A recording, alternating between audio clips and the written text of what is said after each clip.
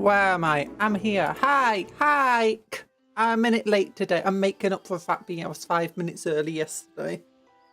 Oh, I have been having a weird day. A slow day. Hi, Longstocks. Hi, Erland. What do you mean you won't watch a stream? So good luck with your Enfield. And not more Marines today. We're painting Von Ryan Leapers. Von Ryan Leapers, Erland. I mean, it's got a Marine in the thumbnail, but that's just because I don't have, like, a version of it with a Tyranid in the thumbnail. Tyranid in the art, sorry.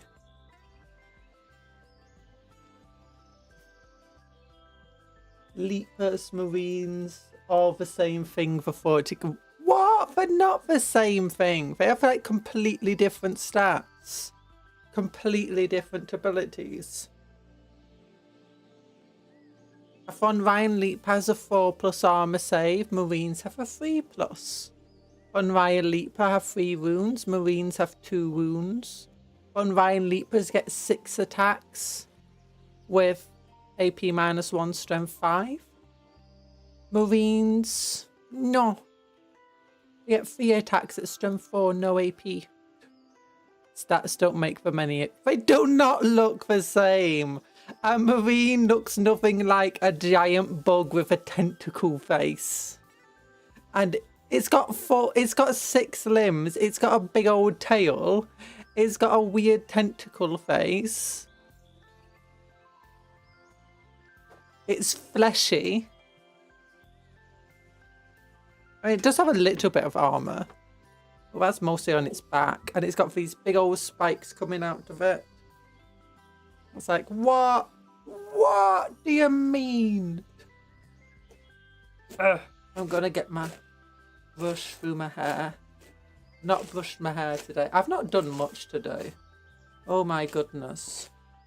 I didn't sleep well last night. My tummy was bad. Hi, Native Engine. You're going to fall asleep to Conjuror's voice. I don't know how you fall asleep to my voice. Like, when I listen back to myself, I kind of sound quite annoying. It irritates me listening to my own voice. It's like, how do people enjoy listening to me? There we go. Rushing through the hair. Rush through the hair.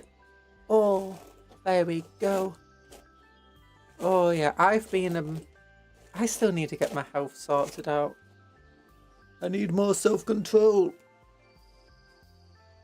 Oh, there we go.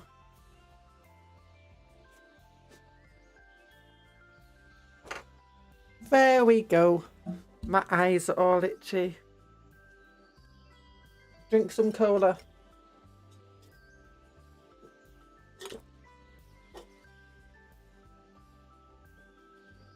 There we go. Get some gloves on.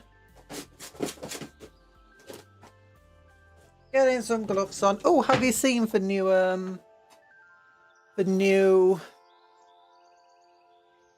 oh, what's it called? Rumor engine. Rumor engine. Yeah, on the website. Our favourite thing. I definitely know Erlen loves the website. Oh gosh, it's warm in here. I'm just going to open a window. Opening the window. The window's warm.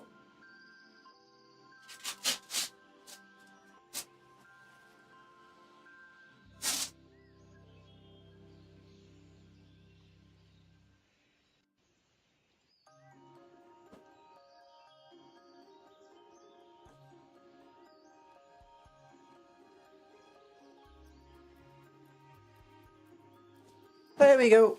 It's very windy today, so if there's a lot of noise with the windows, I apologise. There we go. There we go. Also, I'm just gonna unplug this. Yeah, I've been falling behind on like everything today that I've been meaning to do. I wanted to get some painting before the stream done, but yeah, that didn't happen. Plus a bunch of other stuff would have liked to get done. But rumor engine. Here we go. Where's it? Oh, Adeptus of Arctus and Alpha Legion novels across the Black Library Horizon. Oh. Oh. Sister of Battle. She has the bowl cut that the Templars have. Oh, and she's getting a model. It looks very silly with that haircut. Oh, Ghost Legion.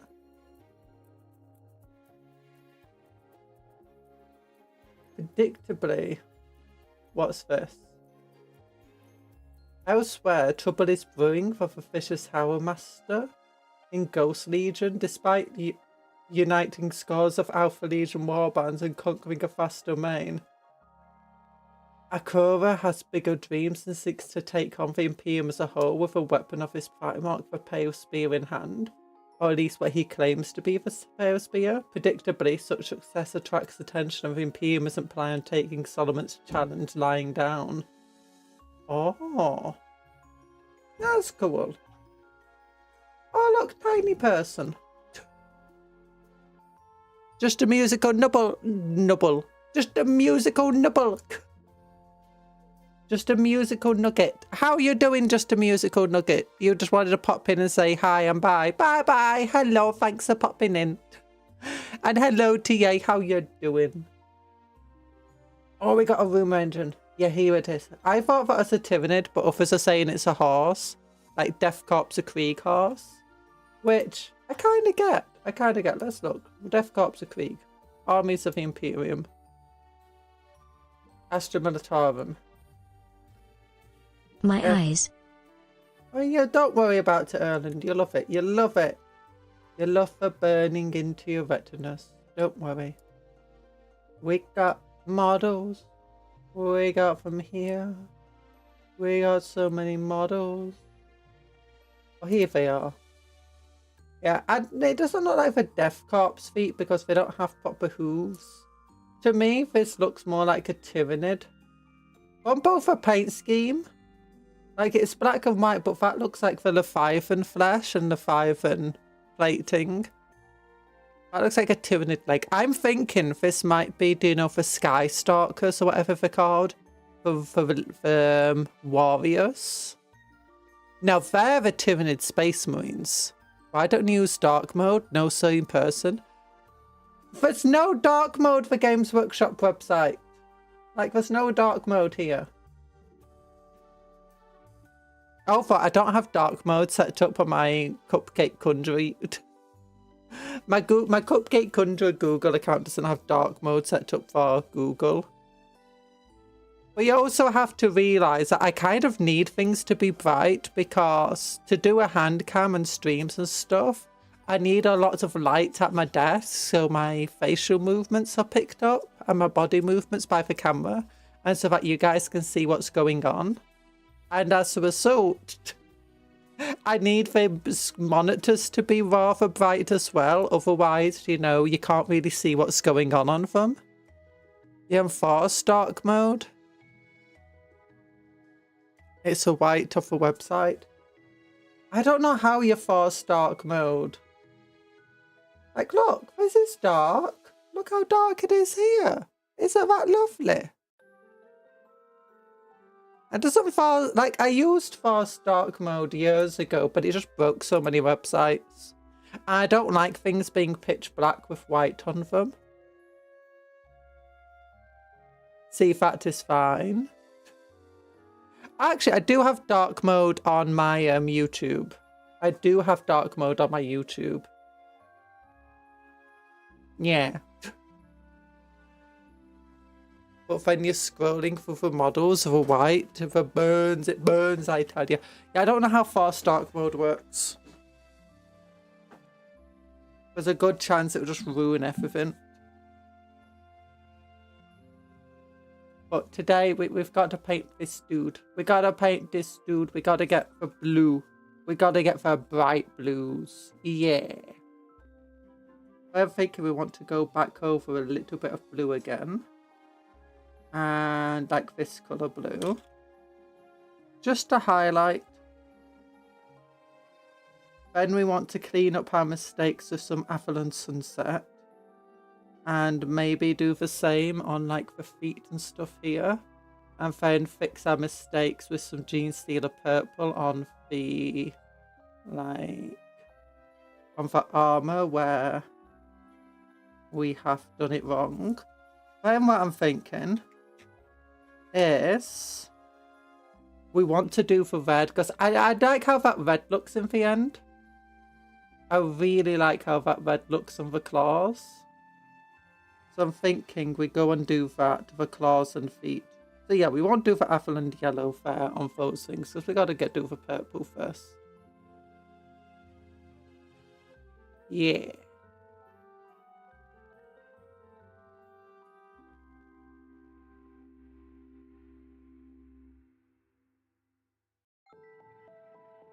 Yeah, that's what we do.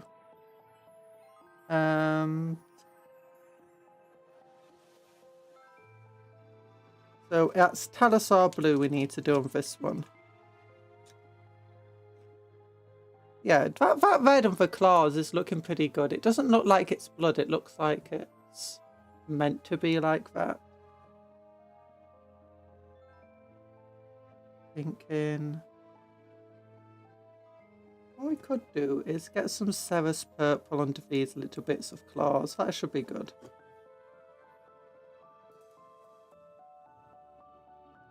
Yeah.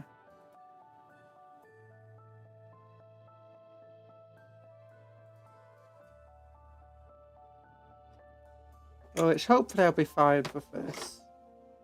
I'm just a little bit out of it at the moment.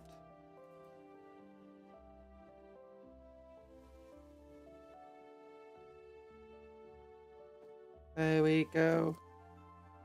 Oh, but how has everyone's days been going? I've been like just asleep most of the day, struggling to get up. But ultimately failing and just sleeping instead.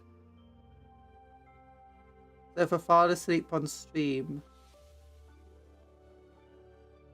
I apologise.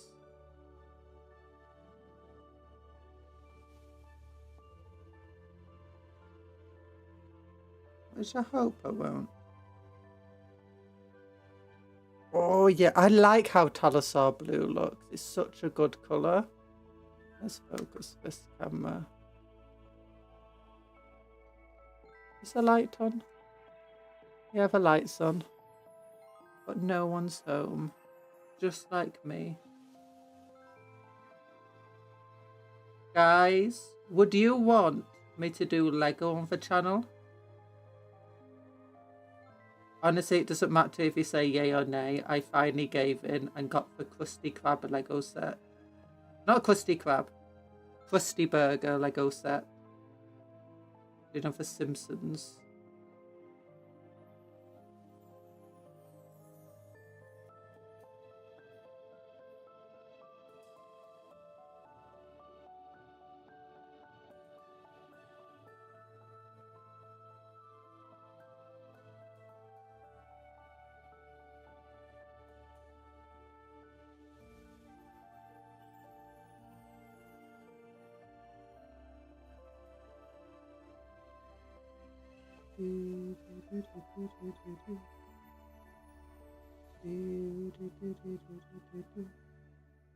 Maybe we should do the wing membrane a different colour.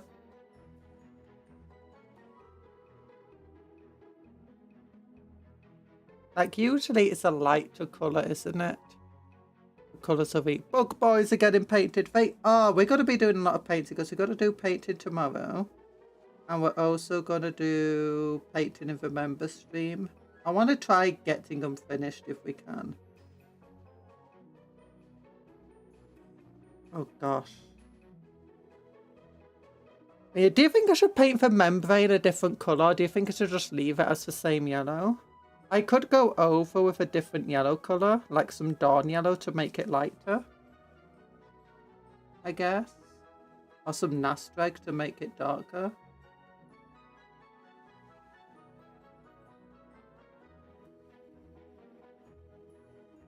What's a hi, Anthony? Only paints. Only paints. Yeah.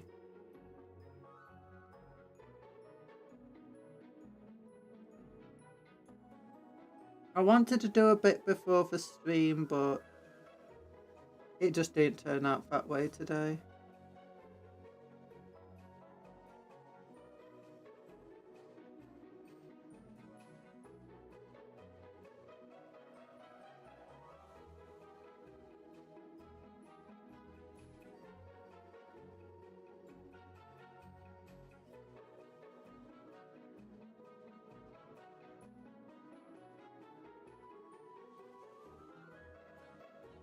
That looks pretty nice.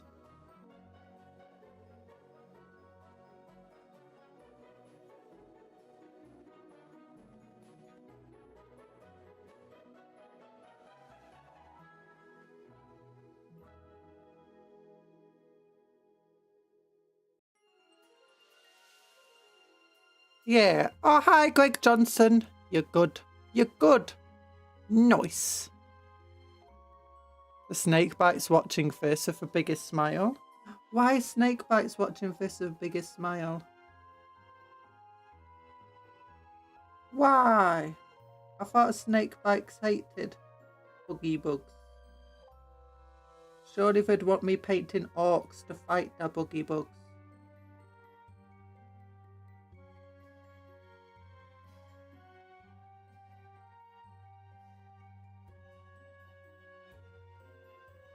Snake bites are basically, they're not quite feral orcs, but they're close to it. My favourite type of orc though was between death schools and feral orcs, which is similar to snake bites, but they're, rather than completely ignoring technology, they just don't know about it.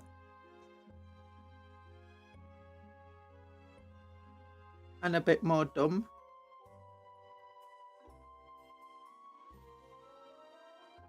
So everything they have is squiggified.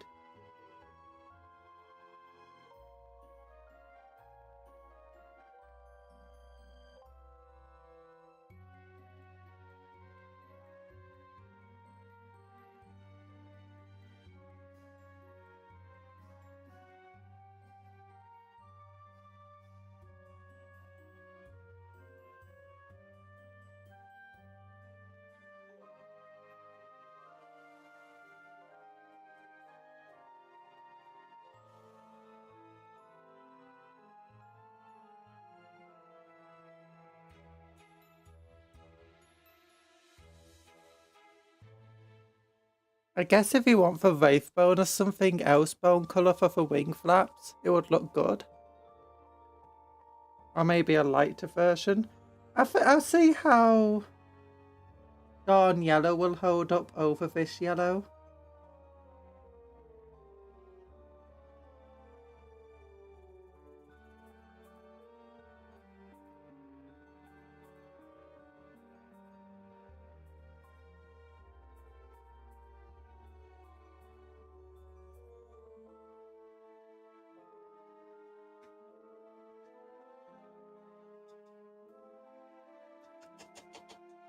Yeah, I've got to get another tissue.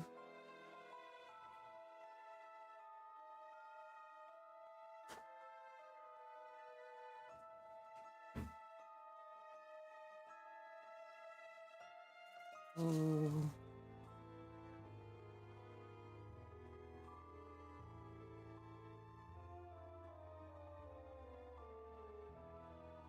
Snake bites, bugalows, snake bites.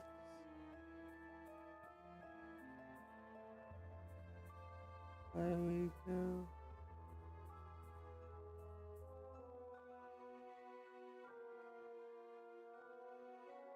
Okay, this part of the model, this brush does not want to work on.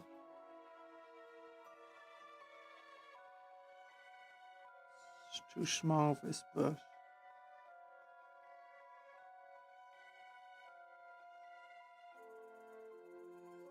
Lyra would also be the same if you have, and if I do have a bunch of gargoyles. I think we built them on stream. Or did I build them off stream? I can't remember. But yeah, we do have a bunch of gargoyles because otherwise the parasite to Mortrex and this dude feel a bit lonely in the sky.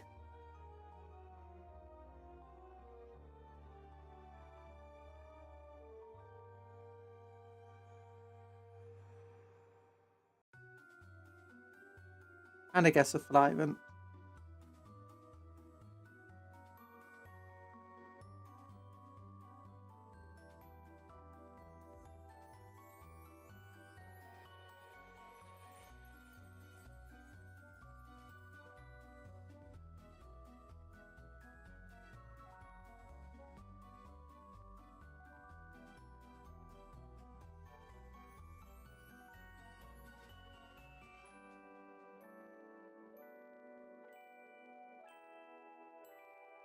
Big old tongue. Is it me or is the colour a bit weird today? On the camera.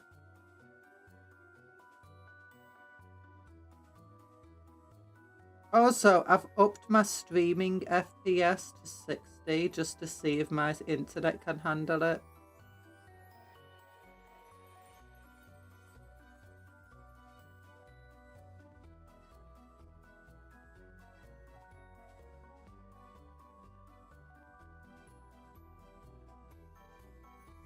So hopefully that will be good for you guys. I've been streaming in 30 FPS the entire time because, you know, internet. And also it's a lot less work on my computer, but I'm like, I got a better computer now since I set up all these settings. Oh yeah, Mortrex too. Yeah. Portable flappy bat, major flappy bat in general, flappy bat, everyone needs it. Everyone needs the light to wings. We already tried one Mortrex and we failed with the colours, but we learned a lot about that. That's how we got the Neurolictor looking relatively decent.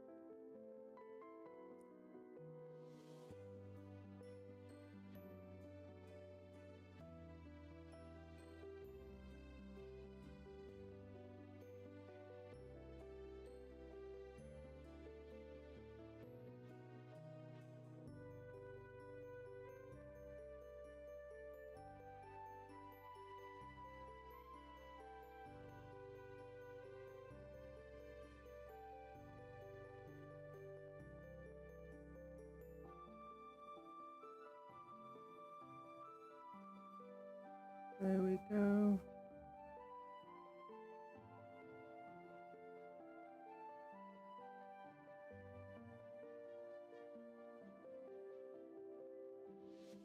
Purple flappy bat, major flappy bat.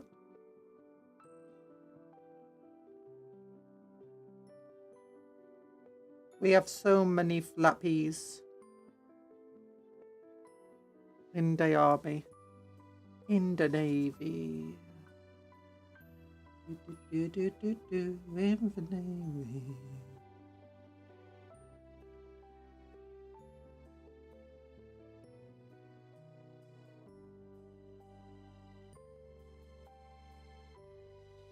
Da, da, da, da, da, da.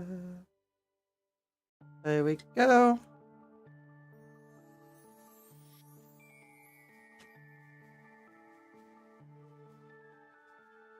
Hi Clyde, how you doing? Hope you're doing well.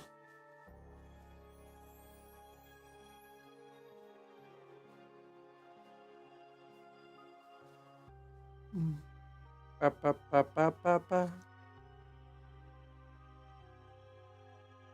Ba, ba, ba, ba, ba, ba. Okay, that's not the one I want, is it? No. The one that I want. Do, do, do.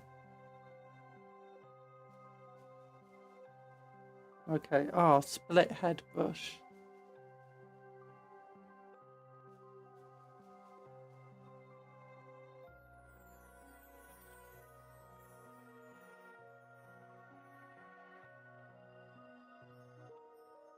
It's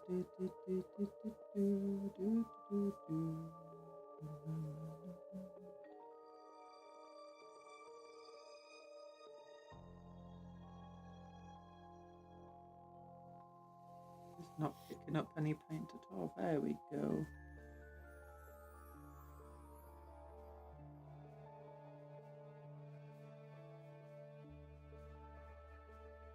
Oh, yeah. Okay.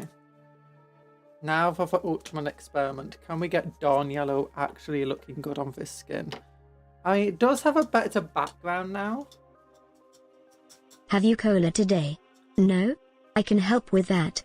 I have colored today. Unfortunately, it's not helped me wake up at all. Ow! That was an empty can!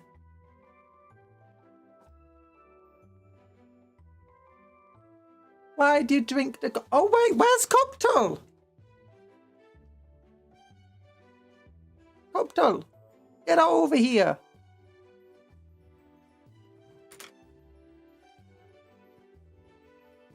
Where? Seriously, Cuptle, get here.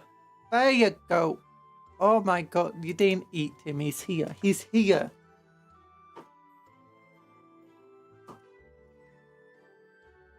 Okay, the Dawn Yellow. The guy who played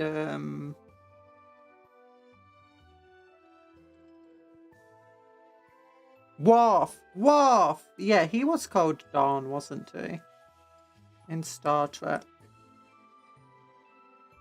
I think that's a bit too much. Let's go with a lighter.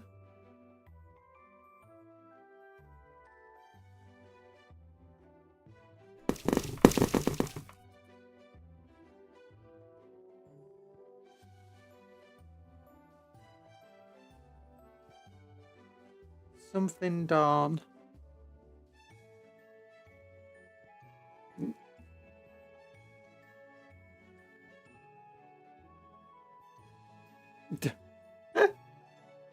Oh gosh. Cuptle's cooldown. You know, Cuptle is a union worker. He can only read so many messages every few minutes. If he sends too many, he's just not going to read them. He's going to be like, yeah. If I make him read anymore, I'm going to have to like pay him like triple his normal fee. Which is like 6 big blocks of cheese. I'm not made out of cheese, Cuptle. Not made out of lettuce. Darn it. Cupcake, I think you might want to watch out for Erland. No. Erland would never turn me into a cat.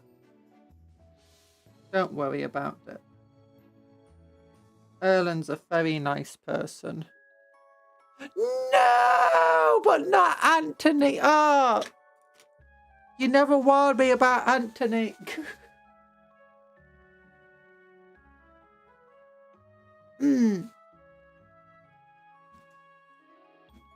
Okay, how does that look? Do you think that looks okay? That looks a bit too bright, doesn't it? Maybe we should go for a different yellow. We could go for Nastreg yellow, see how that looks. That's very dark though.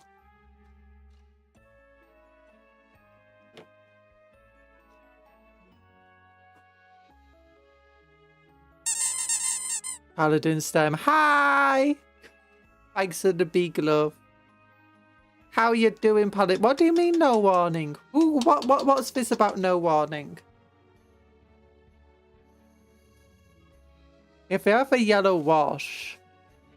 I don't have a yellow. I have Agvex Earthshade. And I have this thing. Nastrag yellow contrast.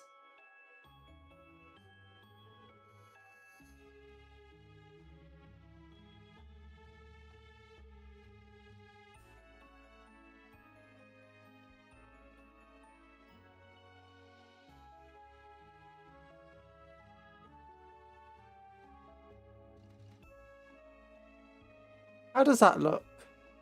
It looks the exact same on camera, doesn't it? I'm gonna have to change the saturation settings. Let me change some of the camera settings.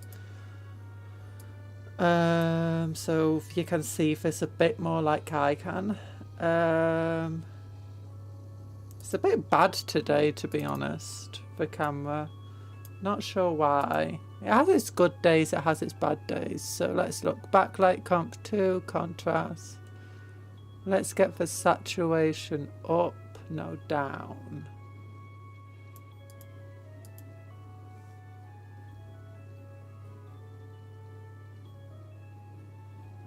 Wait, we are just back to where we were. West is this way, cuz north is wherever you are facing. Oh gosh.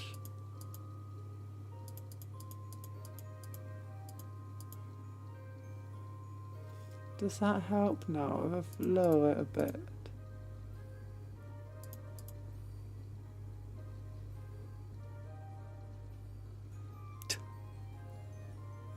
Yeah, that just looks like the exact same colour to you guys. It's not far off what it was. But yeah, so Nasdaq yellow, definitely not good there.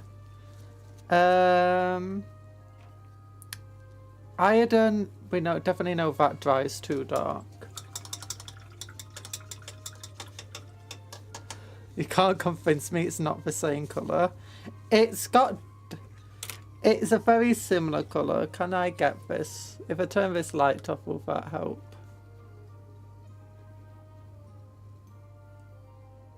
It does a little, but whatever. Let's look at my other yellow colours, so that they might work. Oh, I do have a different yellow wash, but it's a very bright yellow wash. No, this box is a big old no.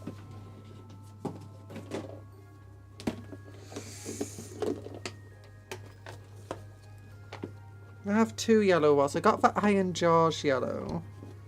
I got Uriel yellow, and I got Bad Moon yellow. Bad Moon I feel like would be too bright.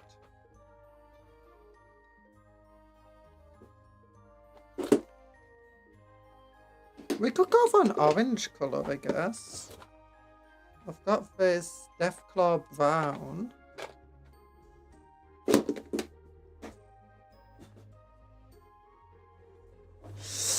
My leg. I know guys have less colour receptors than women. They do.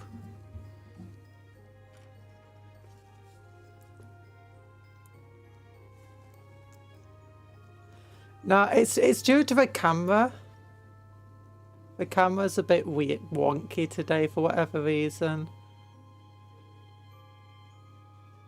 Yeah, even there, it definitely feels like two different colours to me. It's relatively subtle. So we can go back over with this colour.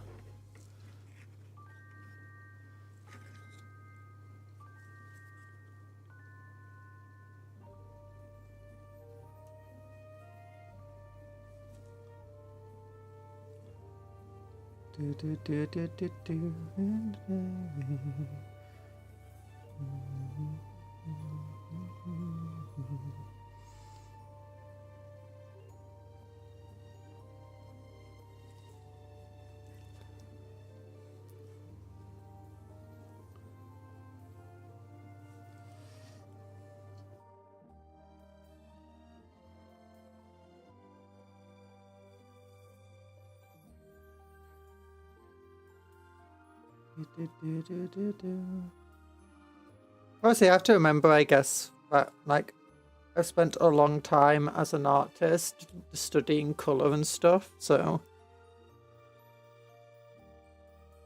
I'm relatively good at telling the difference between colours and shading, especially when I'm the one drawing it. My goodness.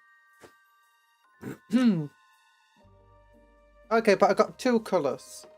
What do you think will look better? Iron George yellow here or Bad Moon yellow? Iron Jaws looks like it'll be a similarish colour, but more orange than what's already there. Bad Moon Yellow will try to go a lot bright. Let's try Bad Moon Yellow. Gotta give this one a good shake.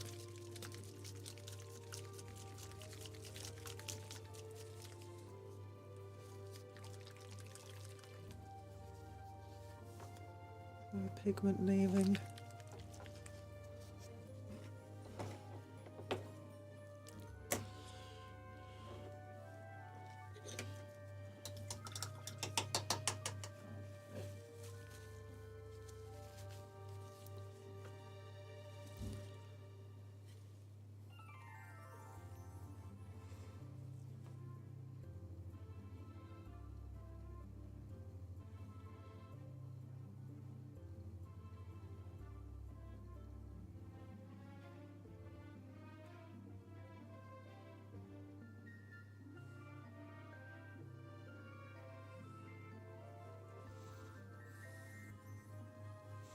Okay, now how does that look?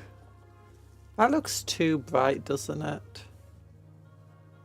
Like the gaps between them.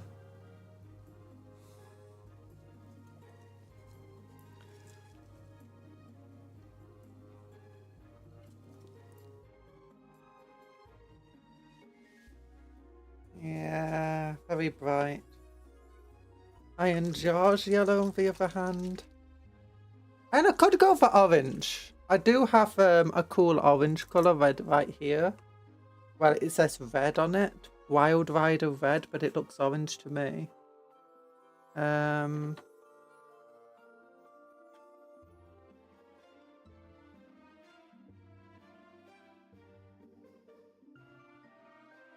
Like this gives it a bit more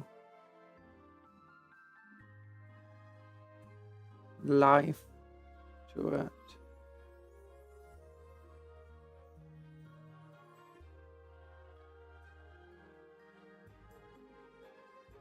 It's very hard today. It needs something pale, I think. That's why I said bone colours. Maybe. Yeah. That's why I went with the Dawn Yellow, because that's a very pale yellow. But maybe it's just too bright. Maybe we need something more greyish. I got a Shabty Bone. That's not going to be good enough. Administratum Grey. Wild Rider Red. How would that look?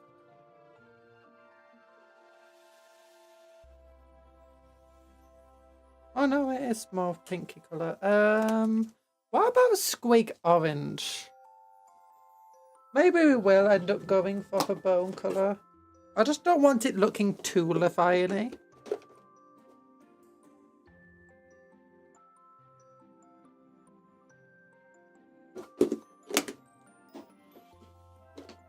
I'll put these two away anyway.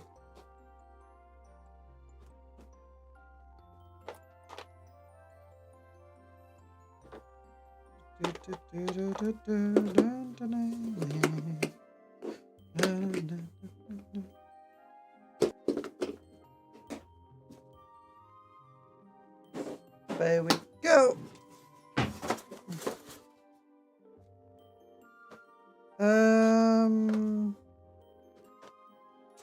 Flame orange, that's not one I want. Squig orange. That could work.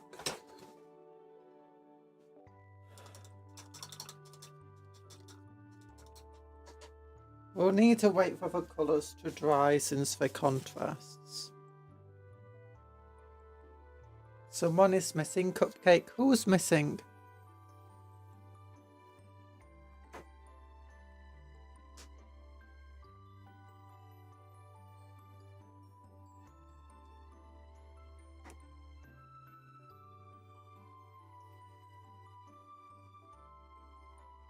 No! I'm not a worm! I'll never be a worm.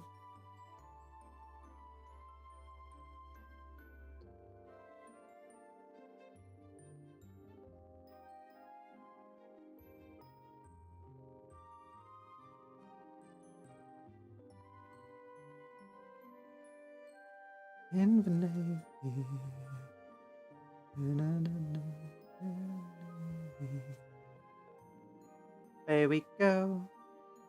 We want to rule the world.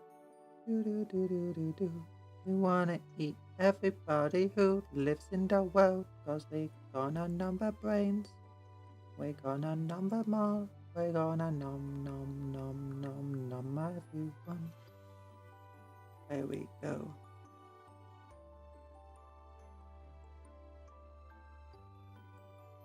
Who would win, Dark Age of Humanity or Tyranids?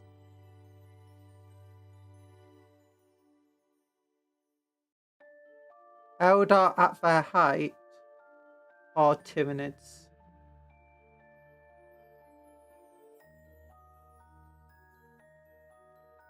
I think you'd have to assume Eldar with that second one, definitely, considering they defeated Necrons at their height.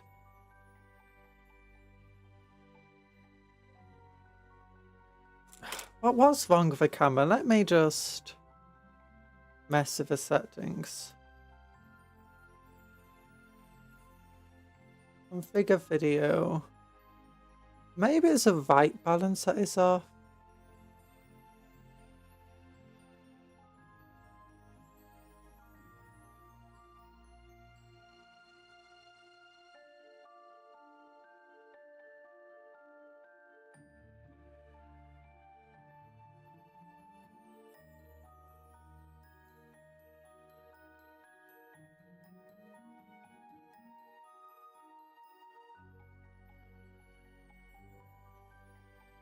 So there's one side for bright yellow and squig orange. Squig orange doesn't actually look too bad, does it? Carl. Stop it, Carl. Yeah, he's either car mad or Anthony. He's Anthony. Just YouTube changed his name. Yeah, it doesn't look bad, I think. Maybe we can do all of them with that pink, with that squig orangey colour. Maybe with a bit of Wild Rider red over it. Oh, Carrienberg shade. Oh, that could work. Do I have it? Where is it? Let's go with Carrienberg crimson over it. See how that looks. If that doesn't look good, we can do Reichland flesh shade. See how that would look. But maybe water it down a little bit. You know. There we go. Cupcake. Cupcake, yeah.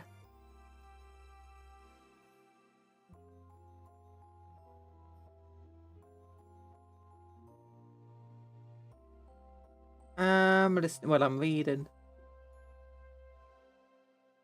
I think Carr is crazy. He is crazy, but don't tell him that.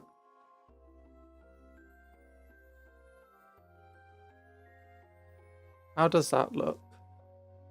That's not too bad, actually. I like how that looks. Oh. Oh. That could be cool. I'm thinking that actually looks relatively nice. I hate that you added the H in the second pronunciation of my name. Gosh darn it. Wait, Anthony. Anthony. Anthony. Hand-Tony. Hand-Tony.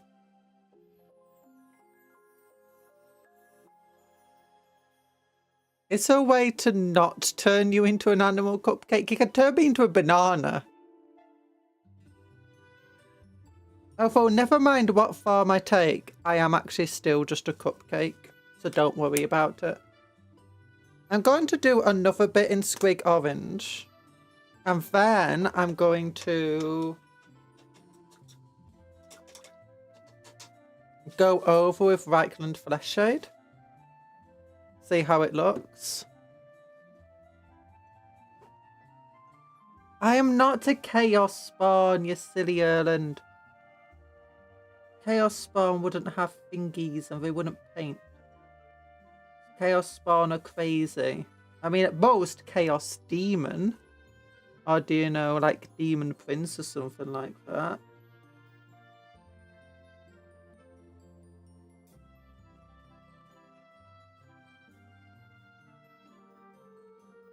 She's a herald of Nurgle. I'm not a herald of Nurgle.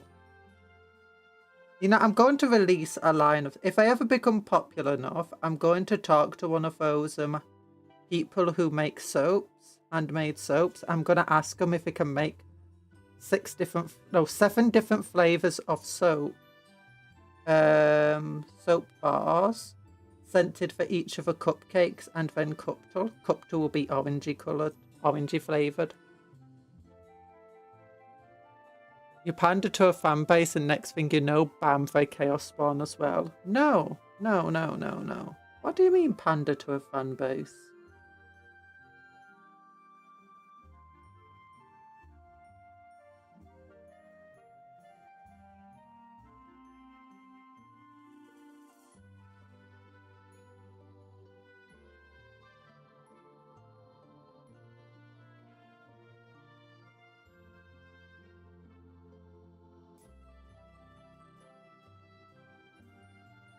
If I was pandering to fan bases, every stream would be something like Minecraft or Roblox, because they just do insanely well.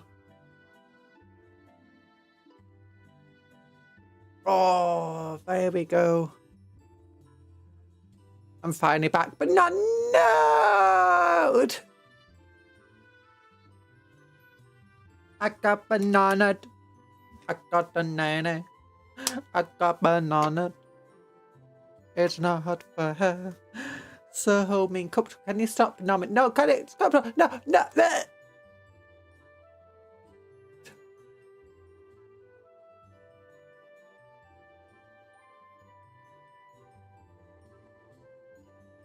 Wait, what would I like? What list in alphabetical order?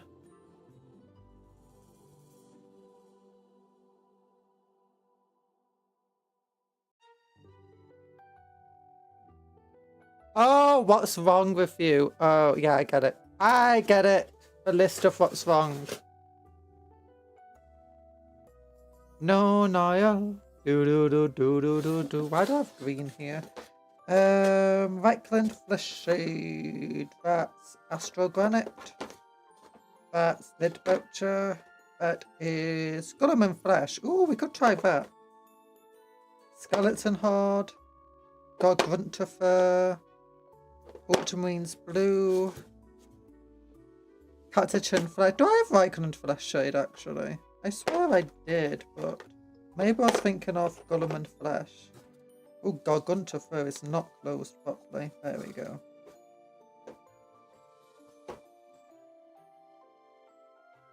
Corella. Green Shade.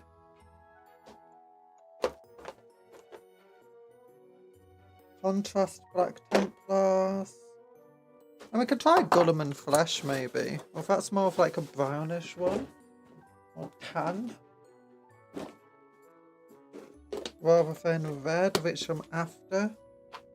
Oh, Reichland Flesh Shade, it wasn't here. Cupcon is safe now. For now, I need to fall back into the warp for a bit. Oh, well, good luck with your warp shenanigans, Erland. There you go. Ow, I'm in pain.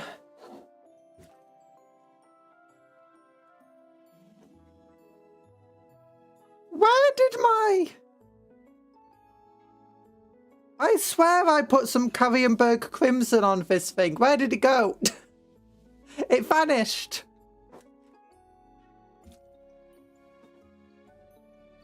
It dried and just decided to up and leave.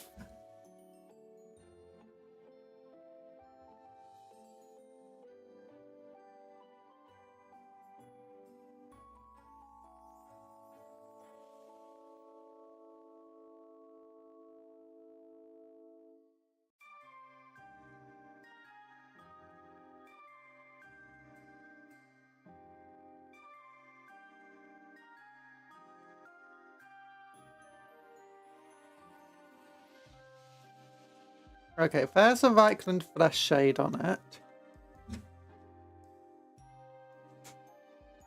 Let's try some Carrienberg less watered down. Because that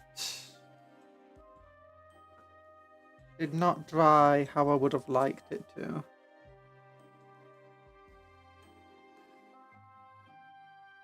I mean, it's still there, it's just not as prominent as I would like. Aren't the folds in the wing to be very prominent? And to be maybe a little bit shiny.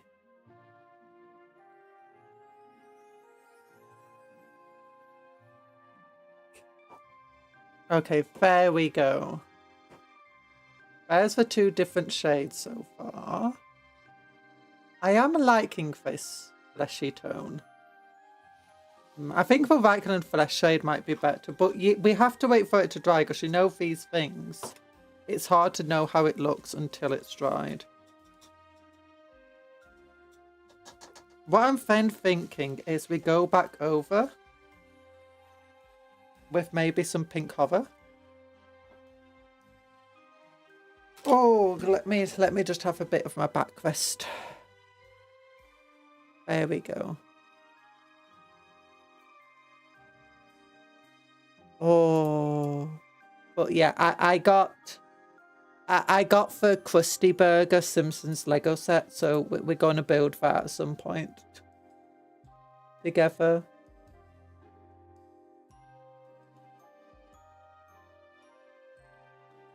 I can't help but see a woman when I see this one.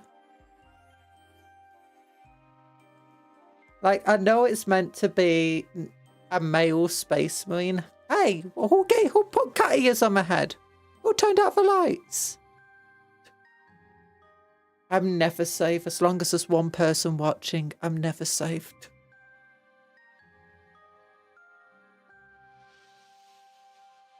That's a cool art. Not me. Not me.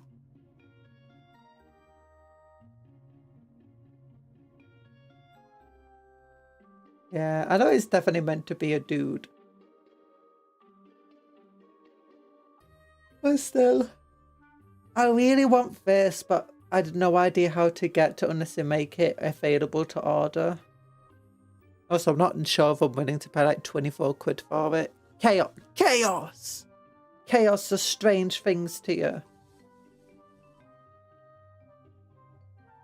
To be fair though, the way they've drawn the face here, I think it's more what I like to imagine space marines are kind of like. You know, where every single muscle in the face is kind of, you know, fighting against the skin.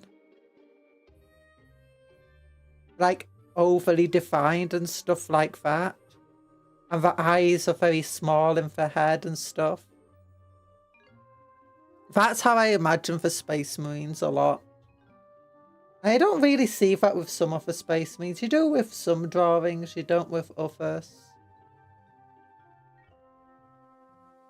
It's that entire thing of, you know, the transhuman horror of Space Marines, where they kind of look human, but at the same time they're not.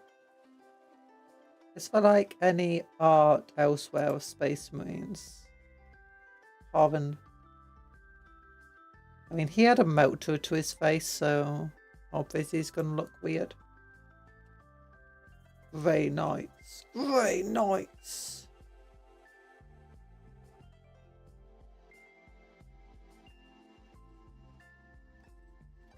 We don't have any faces. Where's the faces? That looks like a Stellaris ship. Yeah, a lot of the time the faces feel too smooth for a Space Marine, you know? They feel like they should be rough. And weird.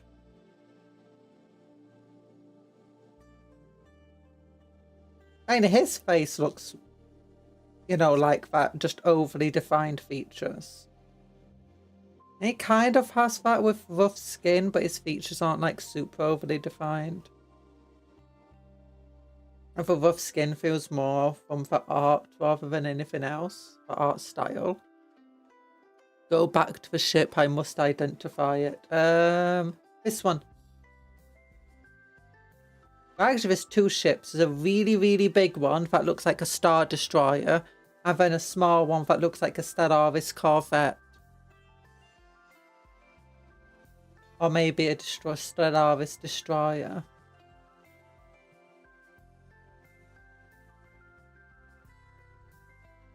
Wait, did this tiny ship just blow up this ship? That's what it looks like. It looks like this ship just sped past and like just dropped a nuke right onto this ship and blew up its car.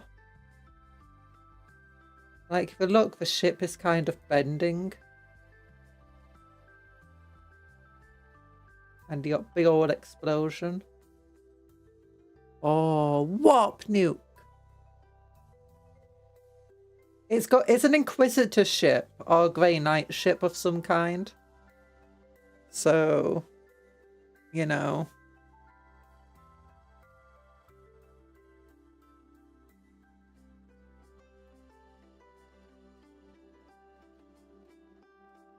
Yeah, don't forget to like the stream. Is that enough time, Carmad, Anthony? Can I close it now?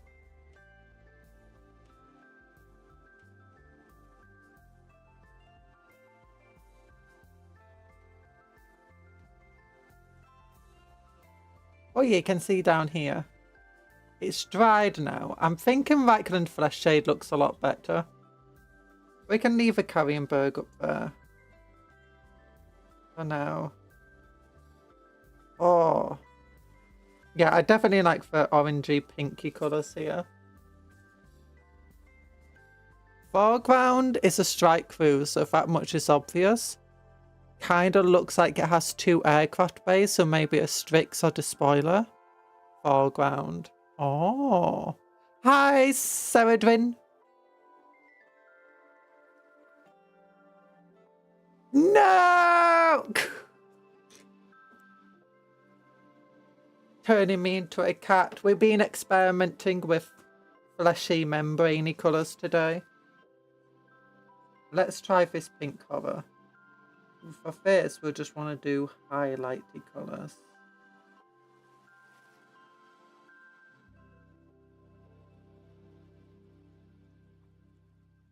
And we're back to cat.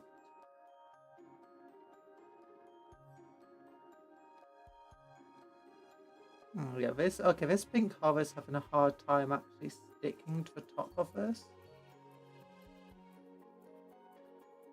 And it's not light enough. I think I need a lighter pink to really get these highlights in. You can kind of see them, but they're not doing the job.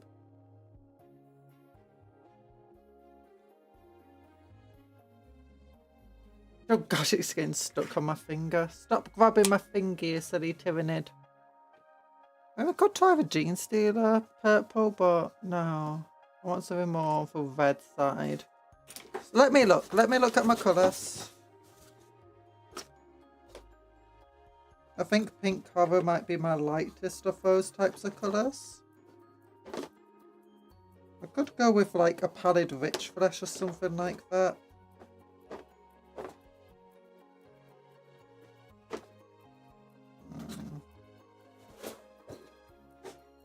What is happening? What is happening?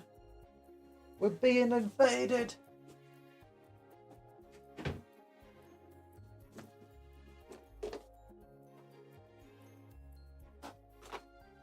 Okay, I've got colours.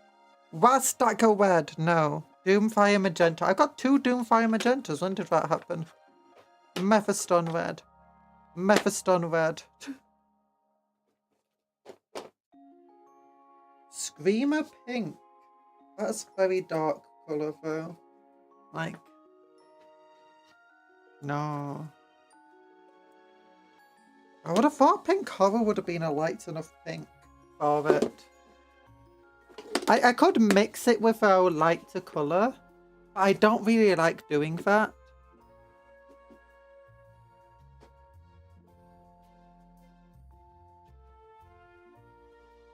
Strix and Despoiler are carrier vessels of Chaos. The Chaos launch bays are triangular shaped and both have 2 per side. But both would be relatively larger than a strike cruiser, so I'm unsure.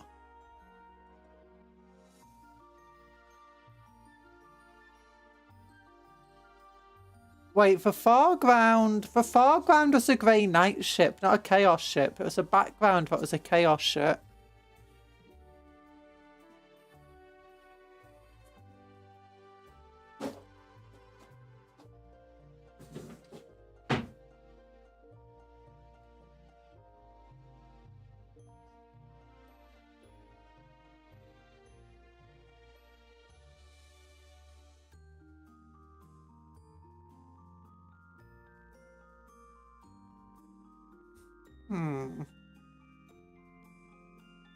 I could try Wild Rider Red. That's a very light colour. See how this looks.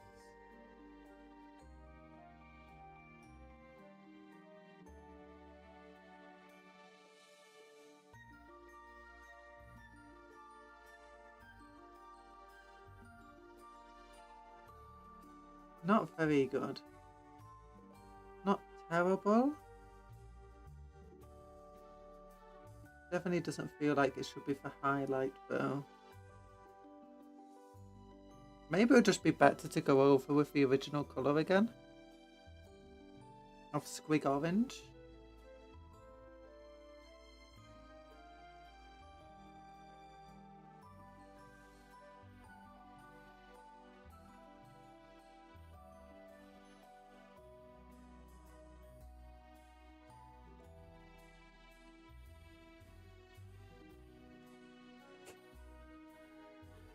Yeah, I could try that.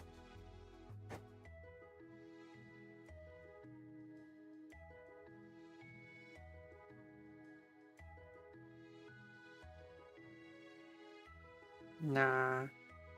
I think a Wild Rider might work better.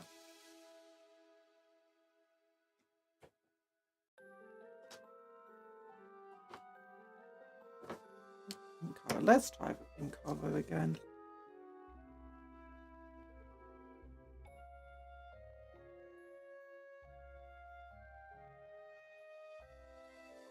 Nah.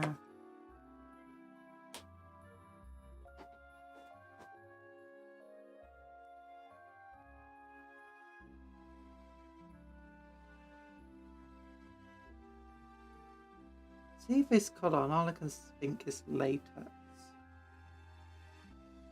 Like, do you know those, not scuba suits, dry suits that you have to wear when you go scuba diving?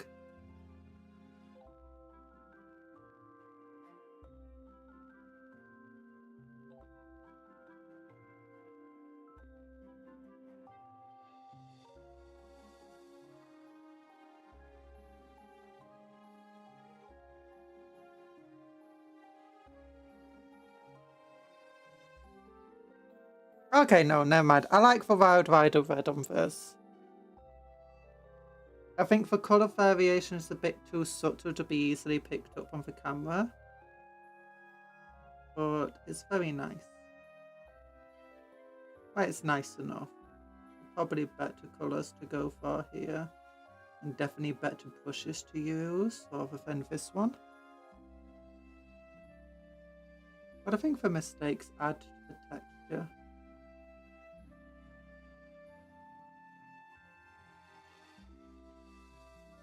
Yeah, okay, that looks nice. I like it. Let's try if it's turning off the light will help. Oh, that you can see a bit more of the colour there, I guess.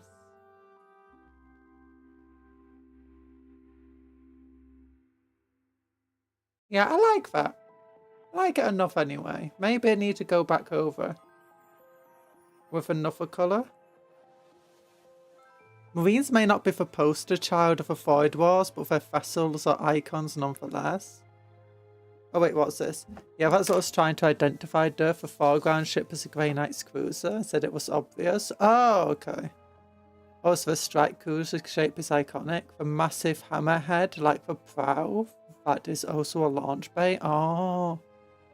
Okay. Makes sense.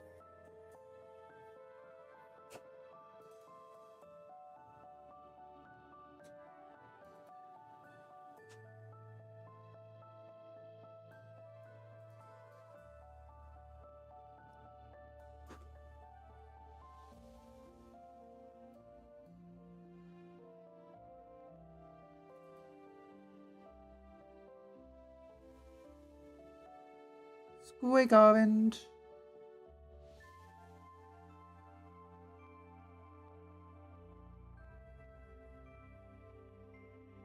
What do you guys think of a pink though? Do you think that's good enough?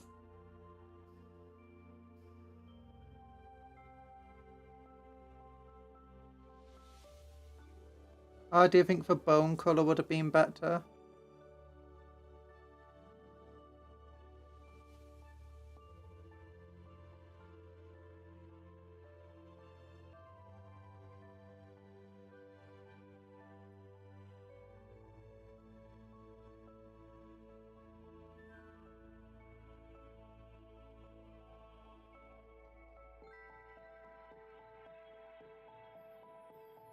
I wasn't sure of the colour at first, but now that it's filled in, I dig it. Nice.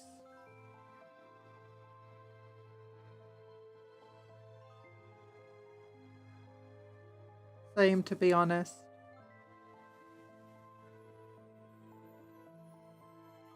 I know I'm using red and orange, but it just feels like pink. I think it might be partially got some painting in thin layers on top of yellow. Because we have used the squig orange before and it did feel more orange. I think it's also just due to colour theory. When you put orange, a very light coloured orange next to a orangey yellow, it's going to feel more reddish. Going to go towards a pink in like how your eyes will perceive it. It's important to understand colour theory. You like it, but you're easy to please. Well, that's what I like. The easier to please, the better.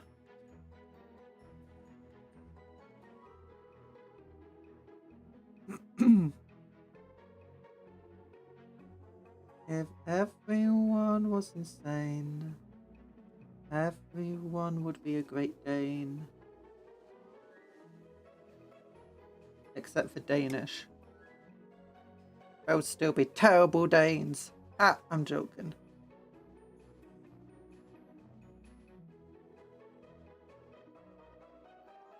I'm still upset about Danelaw spitting England in my Crusader Kings game. I'm not even in England. I was like, you split Britain with Danelaw, you darn Vikings. Ooh, I was learning about, do you know the spread of agriculture? And like Mesopotamia, as you may know, earliest place where we know agriculture came in. And I think there's, at the moment, 6 zones in the world where we know that agriculture started, like independently from one another. The yellow, actually no, it's not just the yellow river. There's multiple areas in China, but they're all relatively close, so it's very likely they developed agriculture like together and it spread from these areas. The northern part of India and Bengal, that area just under Tibet. Then you've got Egypt and that entire area, like where Mesopotamia is, and like modern day Iran and stuff, all the way down to like Israel and parts of Turkey. And then you've got the northern each ready, the western side of South America, I think it is, and is it Colombia? We got all these areas, but when I was learning about like when did farming first come into Europe, right, it's like it did spread from Mesopotamia and stuff into Europe, and we know from like last year through DNA studies exactly how it spread through. Pretty much like before, we used to think the Western hunter-gatherers of Europe that they eventually learnt farming from Iran, and that like effectively migration, intermingling and stuff. But it turns out that most of the early European farmers actually are Anatolian, which is basically these farmers coming from Turkey area. It's like 90% DNA over in most of Europe becomes unfair. You have some areas where it's a bit different. For instance, the British Isles, their native population was almost entirely replaced. But then you had what was called the resurgence of the Western hunter-gatherer in the DNA of people, and apparently in Britain it ended up becoming 50% of our DNA is actually Western hunter-gatherer, who is not actually the native population of Britain. Instead, it's something that's shared across Iberia. So Spain and Portugal and Great Britain, we actually share a very similar DNA heritage.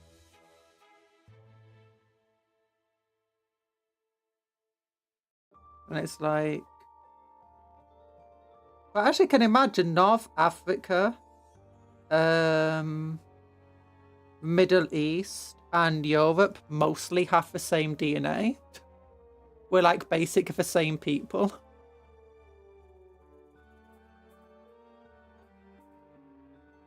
In terms of like where our ancestors come from and how it all diverged and stuff. It's like, oh.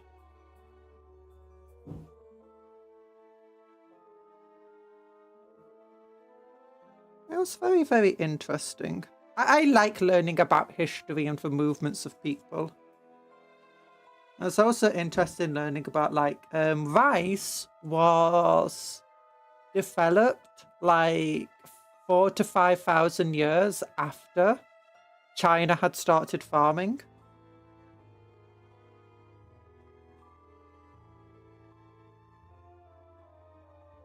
And it's like, what? Rice was... I felt like rice would be way older and that it would have been like one of the first crops because of, you know, how well it grows in, you know, the floodplains of our rivers and stuff.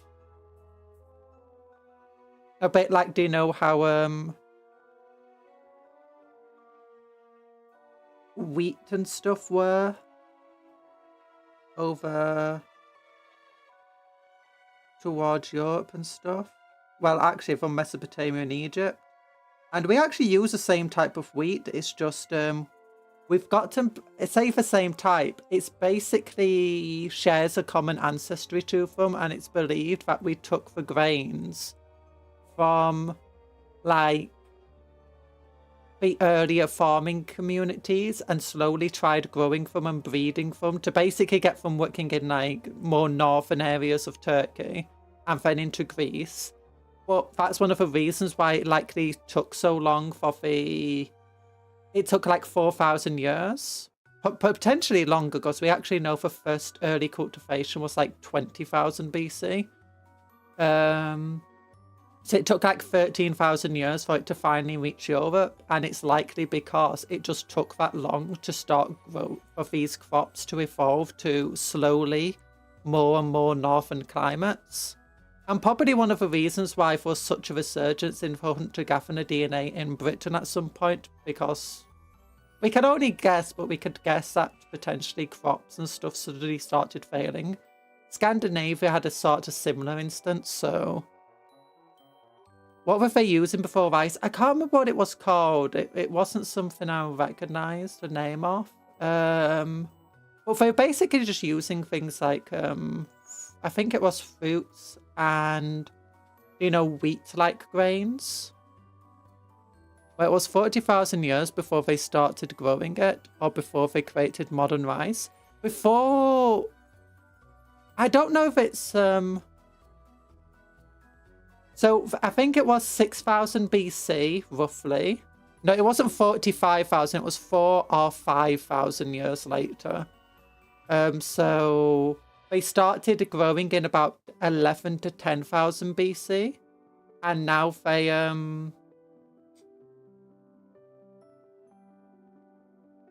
What's it called? They did about 6,000 BC, I believe, if I remember correctly. They were starting to grow rice. And I think it was like the early ancestor to modern rice. But yeah.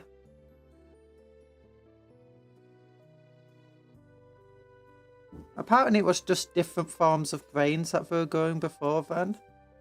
And things like, I think cabbage and stuff was also early. I do like early ancestors to cabbage, those types of things. We know in Europe that became like the cabbage was like the staple food product of the Europeans. And so were things like, I believe, is it turnips? It might have been.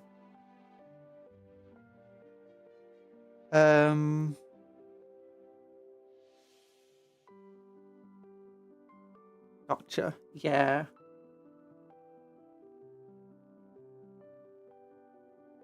Which is actually one of the reasons why I really dislike Eternals. Because, do you know, Eternals, the film, if you've not watched it, the Marvel film, it has this thing where, you know, at the beginning it shows them throughout history, and it shows them introducing the plough to, you know, humans. Except the point where they introduced the plough, we already had it for thousands of years. It's like, no, our farming started years ago. Like, we know that the farming started far earlier than that, and ploughs evolved far earlier than that. But that being said, it is Marvel. It is in a different planet, a different version of Earth. It's like whenever Marvel does, you know, something historical, it often gets its history very wrong in terms of like when stuff happened.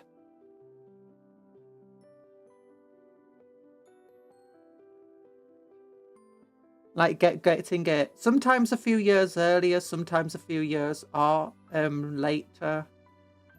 And Miss Marvel's really bad for that. It's like, yeah, a lot of the stuff they said, it did happen. It just didn't happen when they said it happened.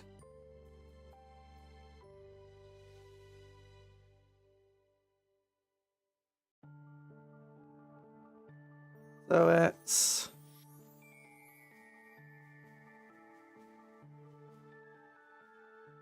Oh. But yeah, that interested me.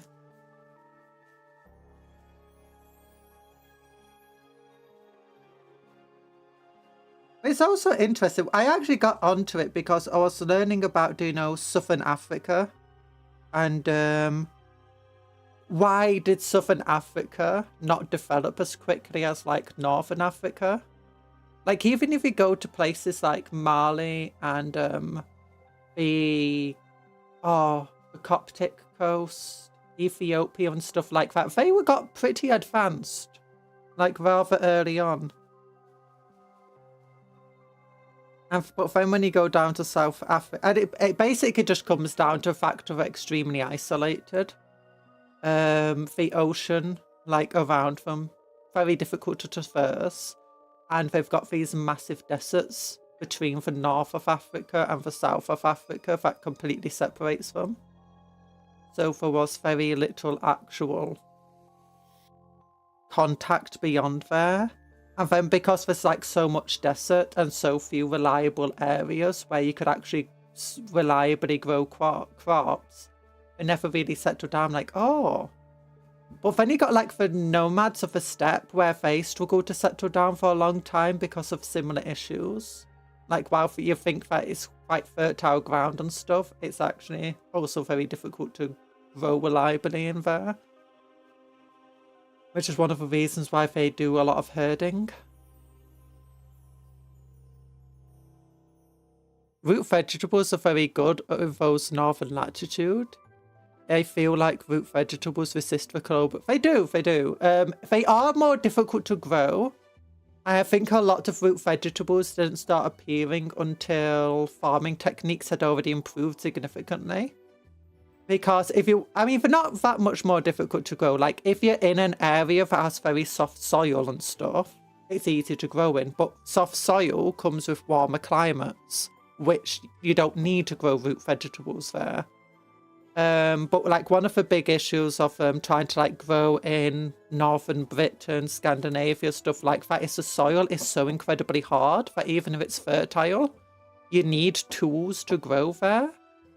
Like, you need shovels, you need plows. And you don't need And you need quite robust ones, and that's the thing. Is getting robust ones was a lot harder. So while they do resist the cold, they're also equally just harder to grow in colder climates. Or harder to plant, rather. Like, oh. It's actually very interesting, all of that stuff. Like, one of the reasons why the steppes are relatively good is because they had a lot of contact with China, India, Europe, and the Middle East. Like, all these places where they were getting advancements, food and stuff, which allowed them to continue advancing as well. And the same goes for, like, a lot of, like, Northern Africa.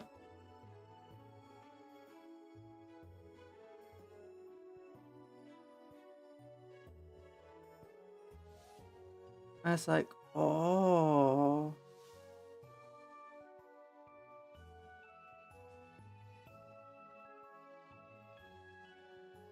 But do you know why I started researching that, though? Because someone mentioned the film Sulu, and I'm like, oh, the film Sulu. And apparently, it's a surprisingly good film.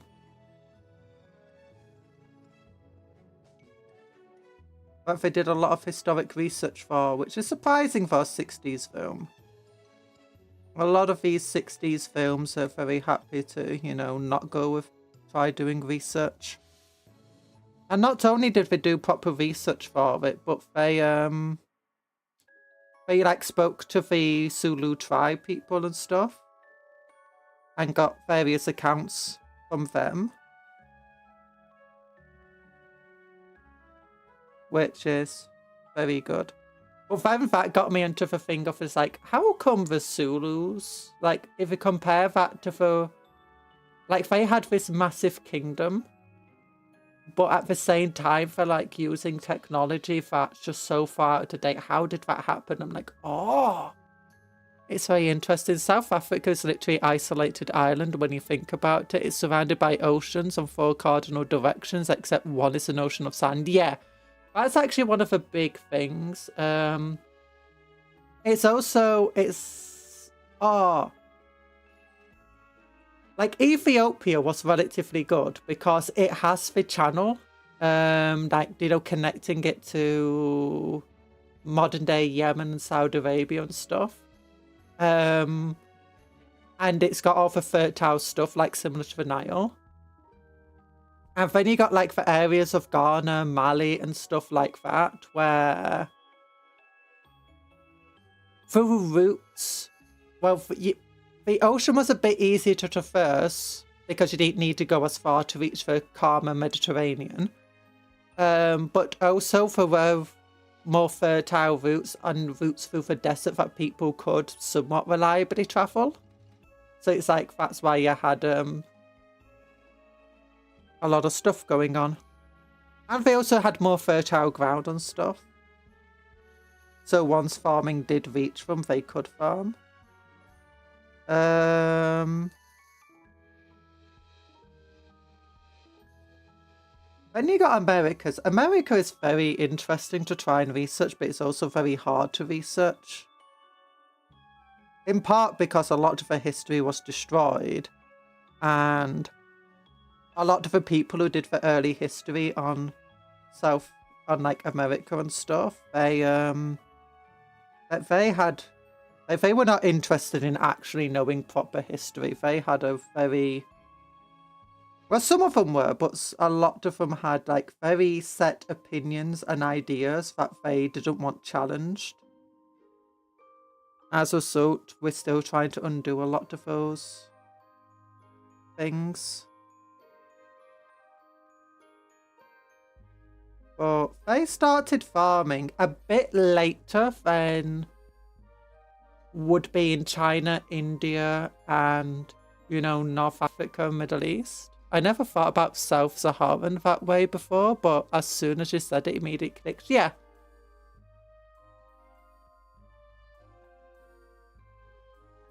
It makes a lot of sense. It isn't to say that they weren't advanced in their own ways. It's a bit like almost every single culture in the world had made various advancements. Never mind what difficulties it otherwise faced.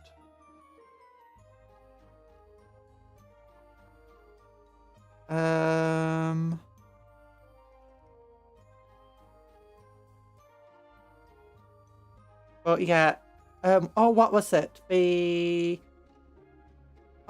America, one of the reasons why they didn't do a lot of, metalwork and stuff, turns out it's because a lack of need to. Between the plentiful obsidian supplies that they had, the other metals that they had access to were things like gold, silver, and pure copper. Like very pure copper. And one of the issues is like when we entered the Bronze Age, it was actually the impurities in the copper that helped make it better. And the access to plentiful tin that also helped us make, bronze tools. They didn't have access to plentiful tin, and the copper that they did have was very soft. And as a result, not very useful. Compared to the tools that they could already produce. Which meant that a lot of what we'd consider basic metalwork just never really developed.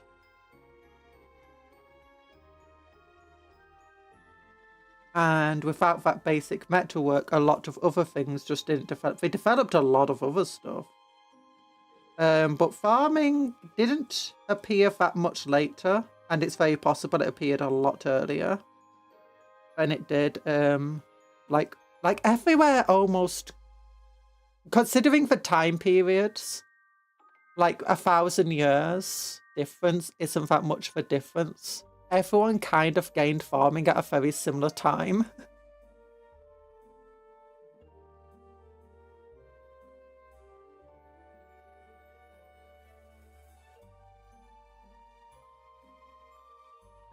Then you got like Northern America, where you've just got the very dangerous climates, which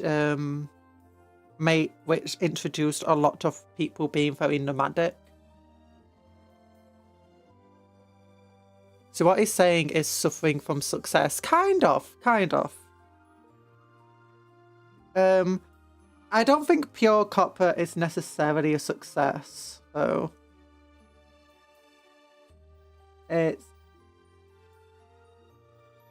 Things generally spout from necessity. And a lot of the time, a lot of what we would consider necessity now wasn't considered necessity back then. So a lot of it came from like a lot of our adaptations, they occur just a little bit at a time. You end up realizing you need to do a certain thing. You realize that the thing that you have to do that isn't necessarily the best. So you experiment and try with other stuff and find that other stuff is better. And if the other stuff's not better, then you don't use that. But then when you find you are using this other stuff more often and people get more used to using it, like copper and then bronze and tin and stuff, you'll start finding other uses for it. And once you start figuring out other uses, that starts breeding more needs and necessity and improvement of processes. We have found this copper. It's 100% pure. Cool, what can we do with it? Not sure. It's really soft and malleable though. Yep. That was apparently the thing. It's so it's like gold. They didn't use gold as a currency, I believe. Instead they used it like, it was more of an ornamental thing for them. And the same went for copper. And we also have to remember that copper itself and bronze, I think, like in their very pure states, is one of the reasons why you don't want to like wear it directly on your skin, is it can be dangerous. As a result, it's likely to put people off wanting to use more of it. That didn't stop us exactly from using lead all the time. But it's one of those things, if you wear something on your skin and you start noticing your skin's getting discoloured and itchy and stuff, you'll be able to recognise that the thing that you're wearing is bad. But when it comes to things like lead, if you started making lead pipes and then 15 years later people start dying from weird poisons, you wouldn't necessarily put together that the lead pipes is poisoning your people.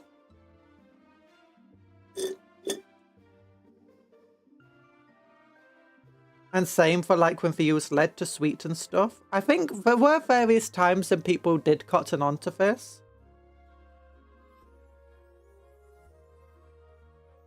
But it's very much...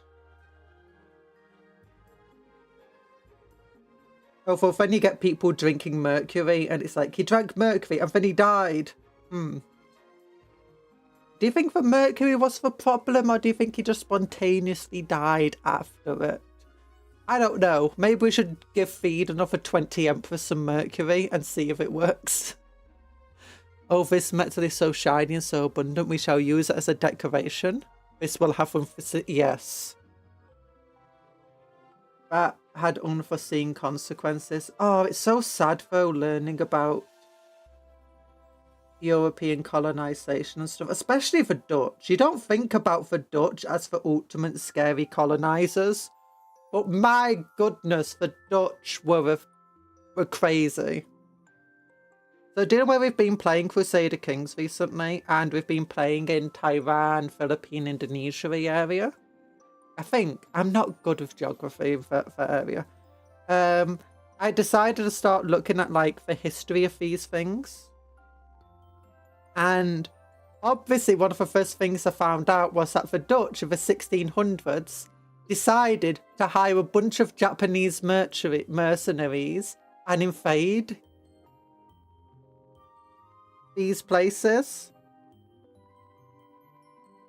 And the stupid thing is they had actually been trading with them, you know, relatively amicably for quite a while. But the Dutch wanted more. I think they wanted the people to work in factories, and the people were like, yeah, we don't want to work in your factories. Use your own people for that. It's like, well, I gave you the choice and you chose wrong. And that started like a massive decline in the societies and stuff for quite a while. Because they invaded, they interned a bunch of their people, forced them to work in factories. But I also found out at the time that the Spanish real was a world trade company, and the Dutch had tried to introduce their own currency. Not world trade company, world trade currency. Had tried multiple times to introduce their own currency, but it kept getting rejected by, you know, the populace who were more used to the Spanish real, or real, whatever, how you pronounce it.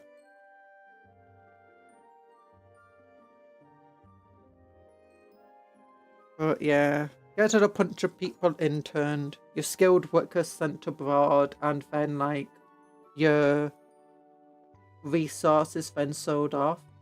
Not very good.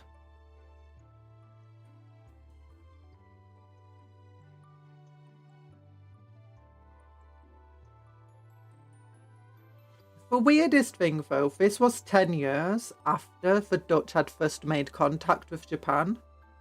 So somehow within 10 years they had managed to get good enough relations where they could hire a bunch of Japanese mercenaries to fight in a foreign war.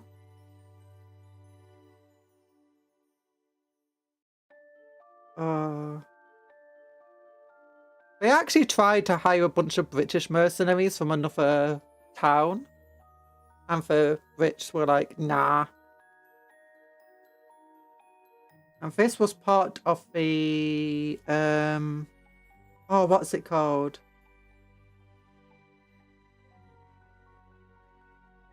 India Trade Company. Because if you don't know, the Dutch are the ones who first created the New India Trade Company? What's it? East India Trade Company. They were the one who first introduced that. And the British basically bought it.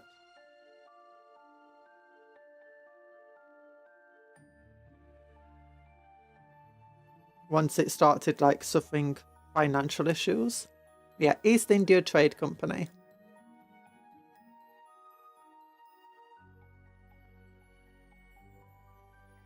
Yeah, it's very, very weird.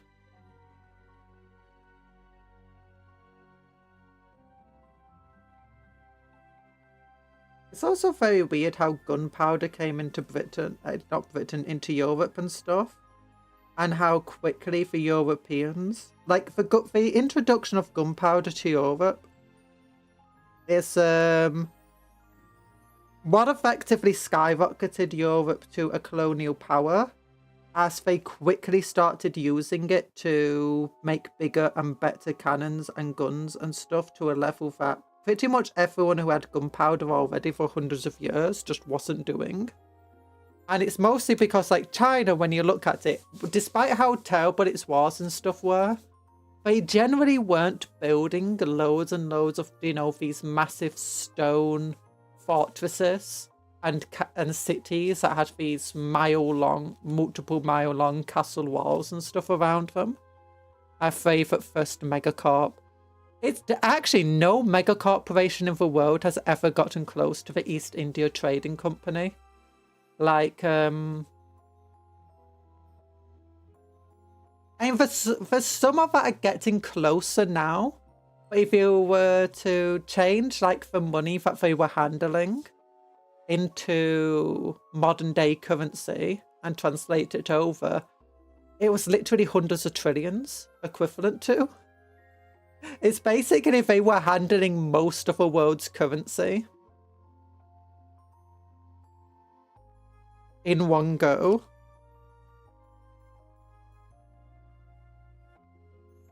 It was insane how big the mega corporation was.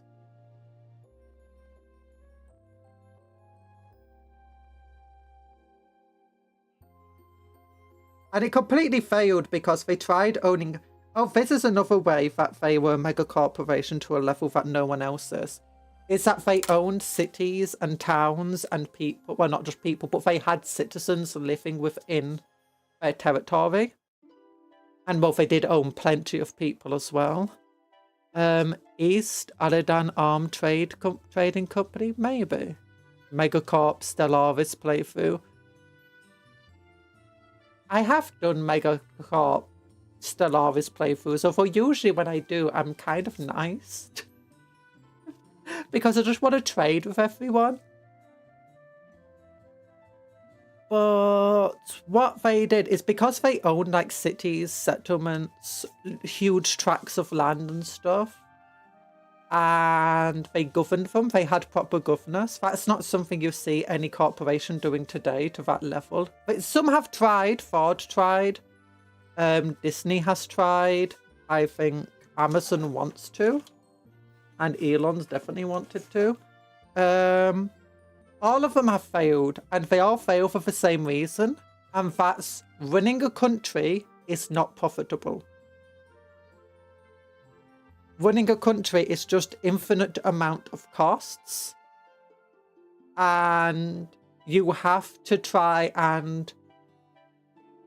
It's not just about the money. That's a big thing. It's about the resources, it's about the people, it's about... how you can just dump money into your country and the money eventually just comes back to you. And it doesn't really matter if you run out of money too much as a country, as long as you're still producing resources and as long as you've still got people. So you have to run on this idea of like being able to accumulate debt without it being a negative to you, effectively, because the debt is ultimately meaningless. And it's not entirely meaningless, especially like if you look at modern day countries.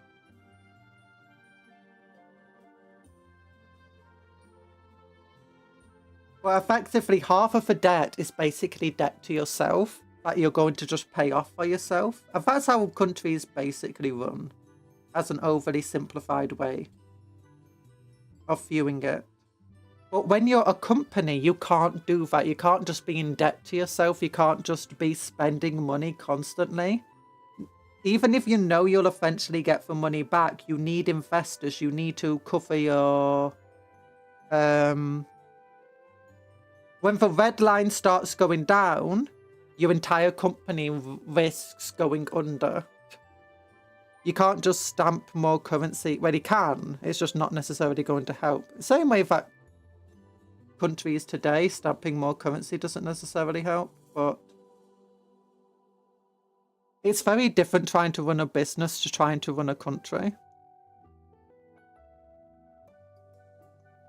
On top of this, is countries effectively run on tax. So it's one of the reasons why, like, some of these things where everything is state-owned kind of struggle. Because you have your tax by allowing people to trade, by allowing resources to leave your country and allowing other money to come in, and by effectively letting the people pay and employ one another, to letting them feed one another, to... And then all you do is just tax them on that stuff, you get it back, and that then allows you to put money back into your country. And then you're working with other countries on these trades and stuff. And the trade isn't you just selling a bunch of, material to one country, because you selling the material to the other country is not necessarily helpful. It's one of the reasons why we have free trade. It basically means my companies are going to sell stuff to your citizens, and your citizens can sell stuff to my citizens. None of that's being taxed. But what that means is that the economy gets boosted, and through the economy getting boosted, you then get money. And when you're the company that's having to sell and trade, it's not necessarily boosting your economy in the same way. You can't just do free trade with another country, because it's impossible, because you're the ones actively selling them stuff. And then you're having to work with all of the companies and all of the different aspects. It gets very weird, it gets very confusing, and you realise that you don't have the money for healthcare, you don't have the money for housing, you don't have the money for police. And the more you spend, the more debts you rack up. And that's how the East India Trade Company originally racked up loads of debts. Britain, as a country, had to pay them off, ultimately gained East India Trade Company, and still had to pay off its debts constantly, despite it being the wealthiest company to ever exist. It would have been better if it just never bought up the land and stuff. It gets very weird. I'm not an economist, so I can't necessarily do all of that, but it's interesting to read about. I advise you read about them.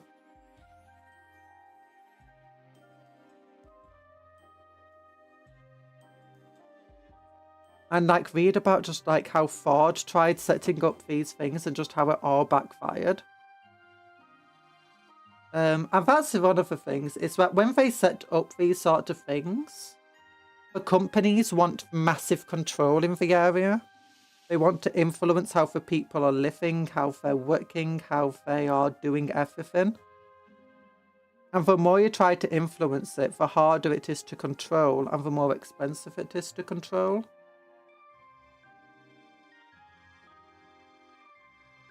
I mean, that's kind of one of the reasons why modern countries, they have these debt-based economies.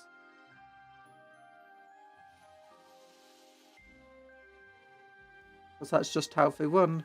When everyone owes money to everyone, it stops being as much of a problem. You just have to know that your debts can't really go past what other people owe you.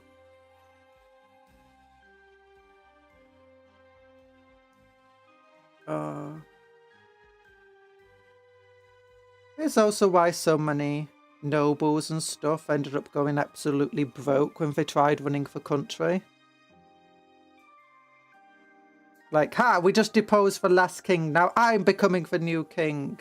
It's like, what do you mean I've got to spend 600 gold on peasants? What if I don't do that when the peasants die? It's like, where am I going to get 600 gold from? Well, they do tax them, but if we increase the taxes, they're going to revolt. It's like, okay, well, well, I've got a standing army, right? It's like, I mean, yeah, but you also need to pay them loads of gold too. Otherwise, they're going to join for the fault. It's like, oh, it's like, where am I going to get the money? Well, do you know where you've got like 600 nobles now underneath you?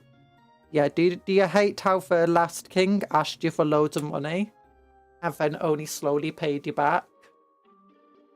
Or only paid you back by giving you some land or some rights to do something? Yeah, well, you're going to have to do that. You're going to have to borrow a lot of money from a lot of nobles.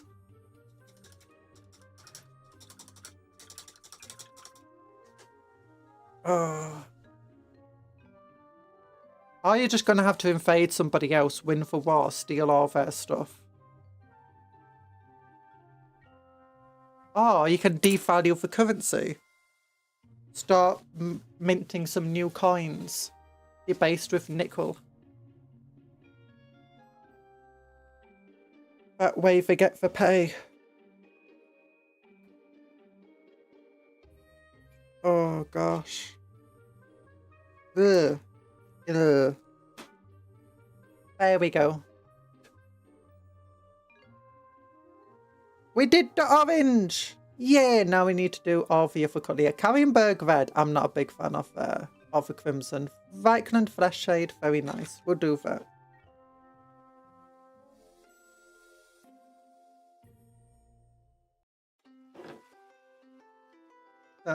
Oh gosh.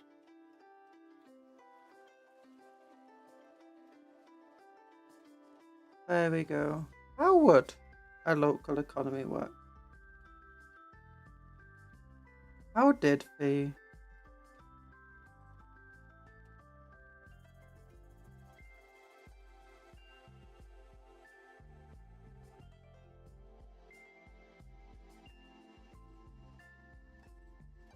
This is where so many things went wrong. Like back when the East India Trading Company was around, you had quite a bit of countries, not countries, quite a bit of companies, like, you know, buying up these massive areas and owning towns and stuff. And at first it is kind of profitable. Like, once you've done your initial investment, everything that comes in after that is just money. You build up this massive town, you hire a governor to run it.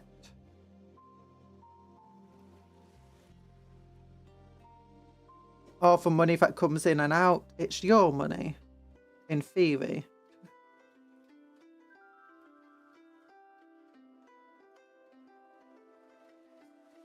But it's like... But then suddenly you start getting just way too many costs. Ones you're not necessarily ever thought about that you'd incur.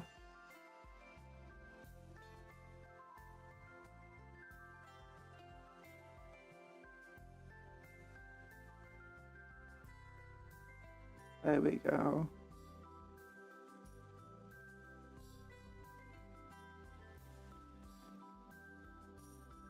Because your people are going to have needs. You're going to have to buy in all the stuff to fulfill their needs. You're going to get rambunctious, so you're going to need to get coppers, police, whatever. But eventually that's not going to be enough. Oh, and if you get famine, you're going to need to pay them. You're going to need to fill their needs.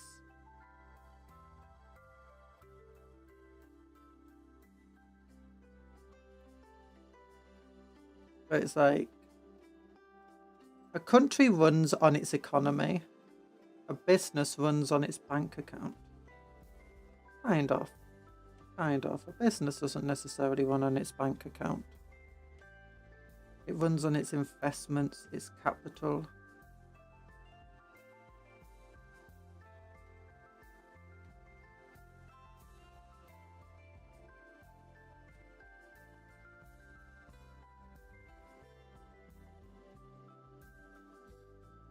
A big thing that, what's it called, does, countries do, is it's the entire thing of, you know, your retirement, your pension fund, your...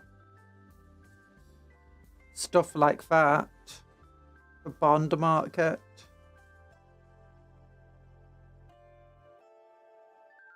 It's all the money the people have. But through one way or another you can spend. To some extent. As long as you make sure the money goes back to where it comes from. There we go. Bombardment. There we go. Are there any mega corporations in 40k though? It feels like there should be a mega corporation in 40k. I don't think there is. Like, we don't have the equivalent to the East. Oh no, we do! We do! For Photon! The Leagues of Photon, they're basically mega corporations. Yeah. Remember to lick the stream. Every lick is one step closer to make Cupcake realize she's a chaos spawn. I'm not Let a the bakery chaos burn. spawn. Have I just been going on too long about that stuff though? I'm sorry. I'm sorry for just ranting on while I'm painting. About stuff I don't even know about. I just read Wikipedia pages. Actually, no, I did a bit more than read Wikipedia pages, but it's been literal years since I think before I ever started streaming, when I actually researched the East India Company and why they exactly fell and why a mega corporation, and I went down that train of why a mega corporation couldn't actually work in the way that they wanted it to work, and people have tried making them work. Major Forge Roads are also mega corp. Kind of, I guess, yeah. Yeah, I guess so. Many have Forge Empires? Yeah.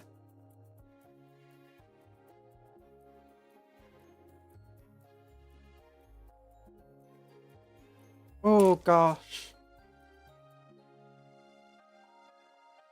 I think one of the reasons why so many of them actually fail, though, is it's easy to run a country when you've got an incredible amount of profit.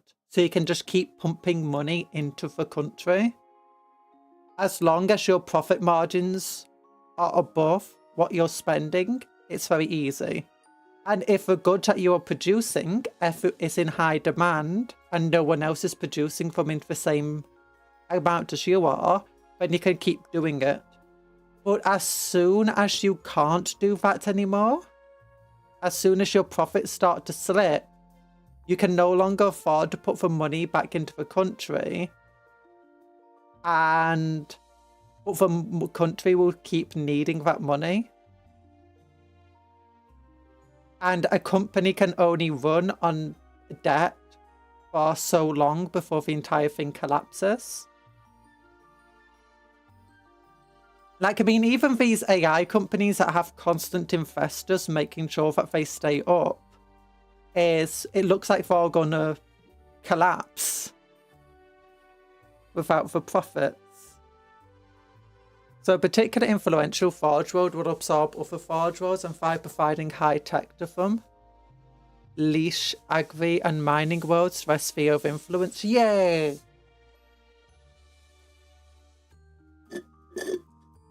I guess if you think about it, things like agri and mining worlds themselves are basically just like megacorps.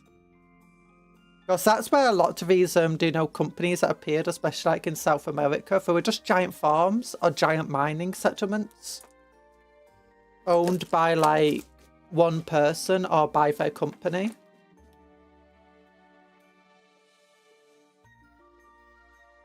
And I guess some of the Wild West was very similar actually.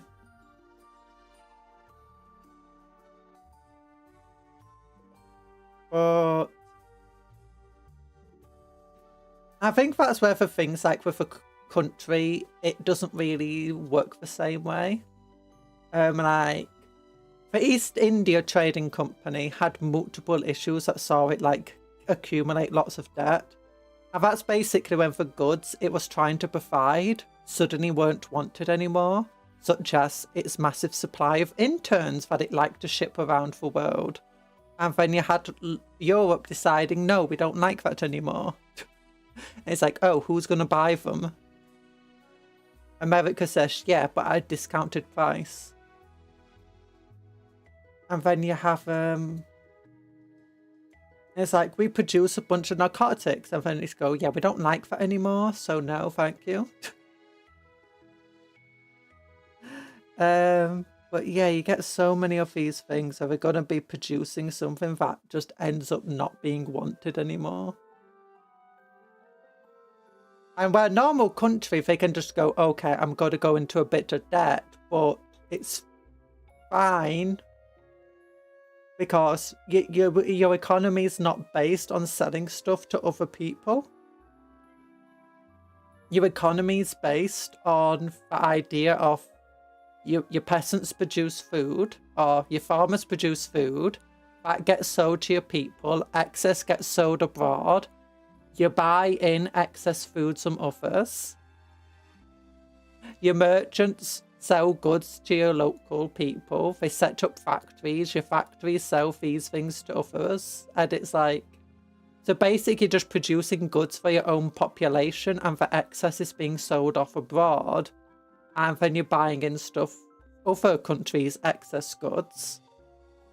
And that's enough to effectively keep a country going. It's not about for profit. It's not about making more. It's about making sure that what you do have is enough for your people. And that's one of the reasons why you'd then, any money that you do have spare, you put into things like investing into your farming communities to make silos and stores of grains and diversifying farm produce so that if one crop starts dying, you have another crop to go to. But that's the kind of thing where a company doesn't necessarily want to do that. A company might know that if they produce lots of potatoes, everyone around the world wants potatoes. So their crops would be 90% potatoes so they can sell it to the rest of the world. They don't want to diversify because no one's buying corn or wheat. So why will they want to produce corn or wheat? But then when the potatoes start dying or everyone else starts producing potatoes, your potatoes become worthless and it's too late to start diversifying. You're going to have to take on a huge cost to get new seeds so you can start diversifying. And I think that's where a lot of these things come down to. It's the entire basis of how you would run it. It's also why so many kings and nobles ended up completely failing. They go, oh, our country's doing super, super well, producing lots and lots of excess. It's being sold off. We're getting lots of taxes coming in. We're doing super well. I'm just going to start spending loads of money on myself. And then when that starts going away, their spending habits don't really change. The country is no longer making as much money. They never really invested into making sure the country can survive, something like this, and everything starts falling apart. That's right. Your potatoes are worthless, Ireland. No, not Ireland's potatoes. No, of the potato blight. That's actually a really good point. It's like if you don't diversify, the potato famine is something that can occur to you.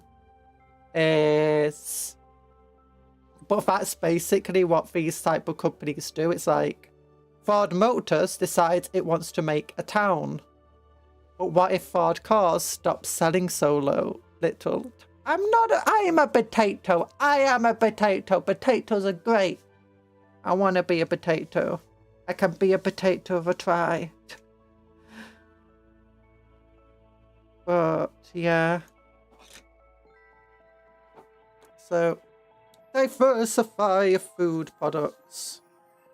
It's like, yeah, if people stop buying Ford cars, or, if they end up losing a bit of money, or whatever, how are you going to keep the town afloat? Oh, that's actually one of the big things that destroyed a lot of these towns in South America. I'm researching this for physics, actually.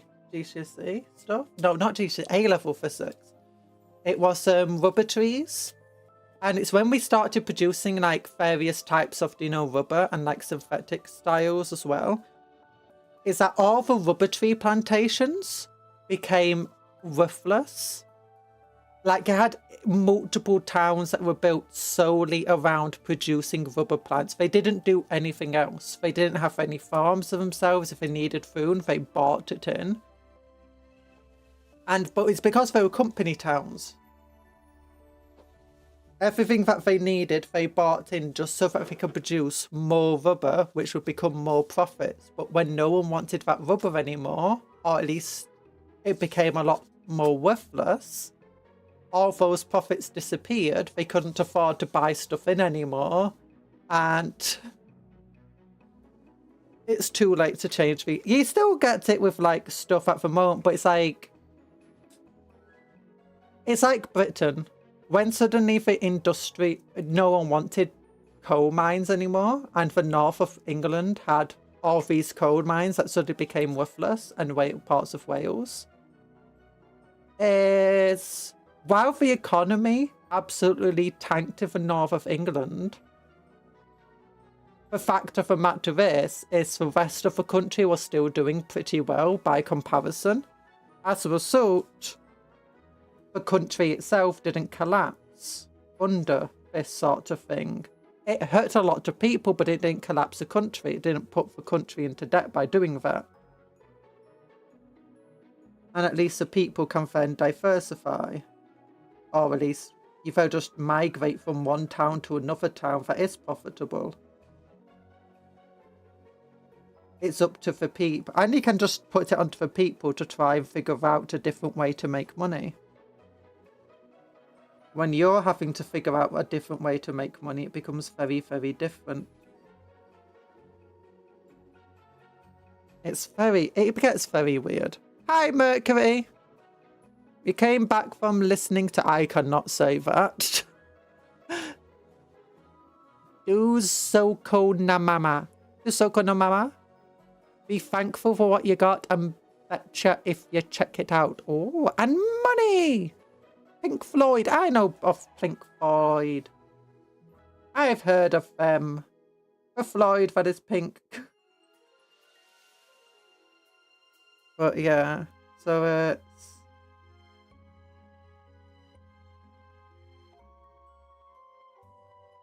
Oh, it is very weird. Mega corporation. We've been talking about mega corporations and stuff. Pink Floyd are one of your favourite bands. Nice.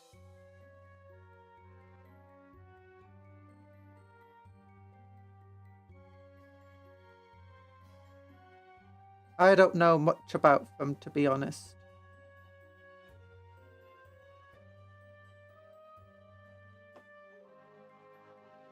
Oh, my back hurts. There we go.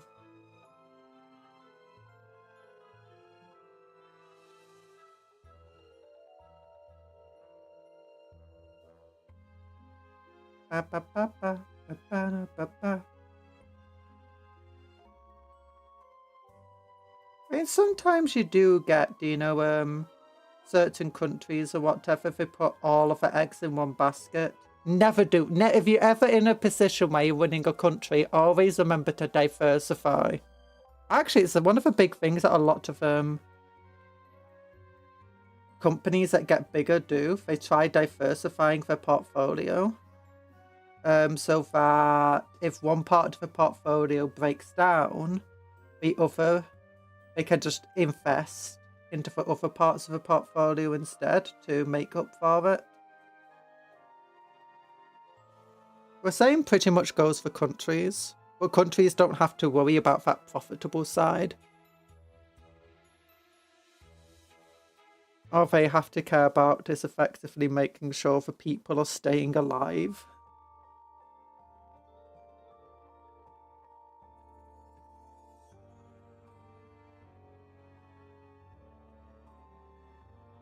So countries, it's people, not its economy. Not its anything else. Not its money. There you go. Of course, it's important to diversify and be open-minded, especially in music and countries. Yeah.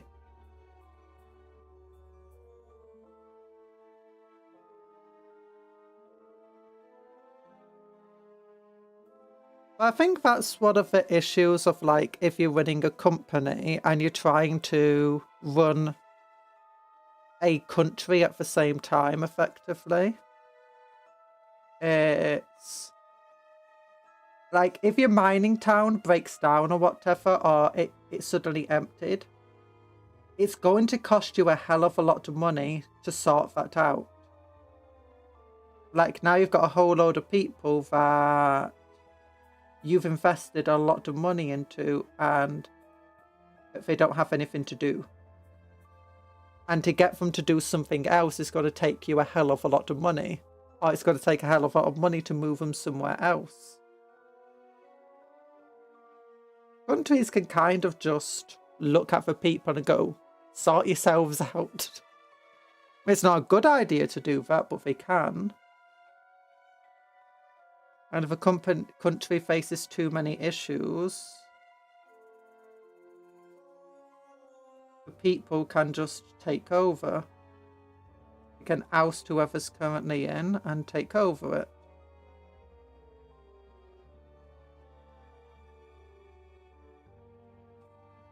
There we go. Oh.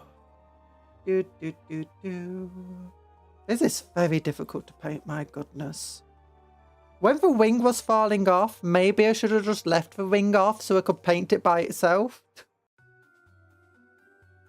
That would have been a lot easier. But no, I had to glue the wing back on. Getting in the way of everything.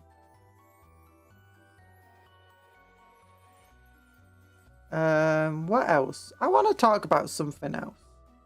It's just, I'm on one of those things of the way your mind goes into a certain topic and now you can't stop yourself talking about that topic, even though you're pretty certain that half of what you're saying is nonsense.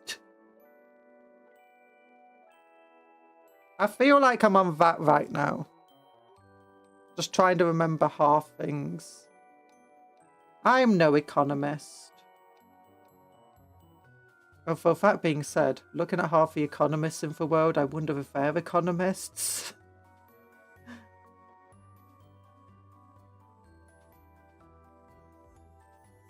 Hindsight is 2020 hindsight, yeah. It is.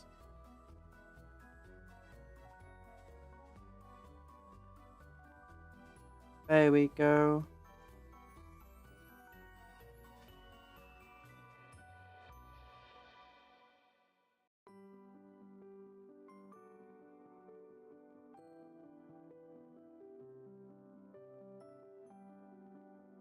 Oh gosh. I am shaky today. Well, what are we doing? What are we doing? We're painting. We're painting. How is this guy looking now? It's not looking too shabby. You gotta go rest. Wish I could share, but you're tired. You're tired. Good night, Mercury. I hope you have a good sleep. I've been tired too today. It's a very tiring day today.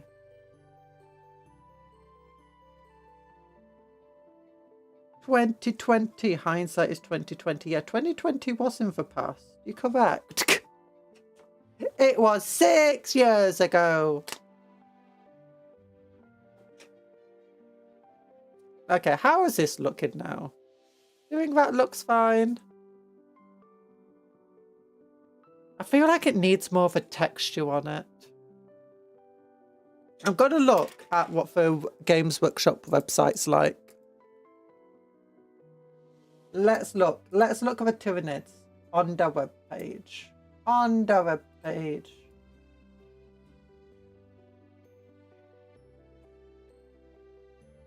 Where do I unmage myself? That 2020 joke deserves it. No!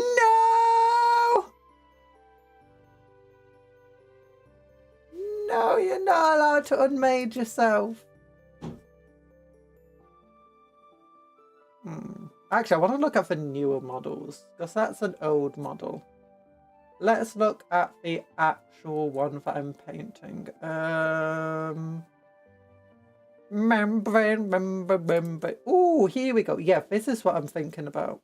It's got a gradient. It's got a gradient. My goodness. We don't have a gradient on ours.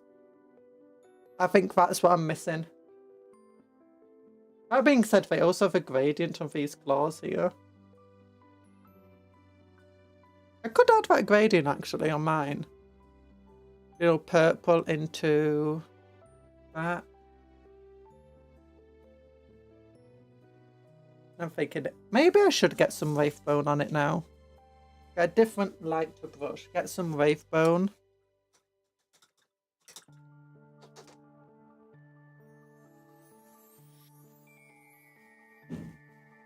Because that is into a different skin tone. Not the same one. Where's my wraith bone? Da, da, da, da. Getting some wraith bone. Pallid rich. Oh, pallid rich flesh. That could actually work here.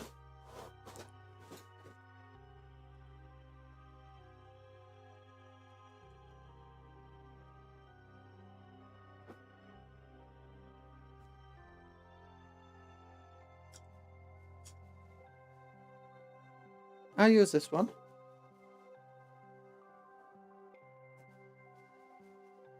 Okay, let's try some of this.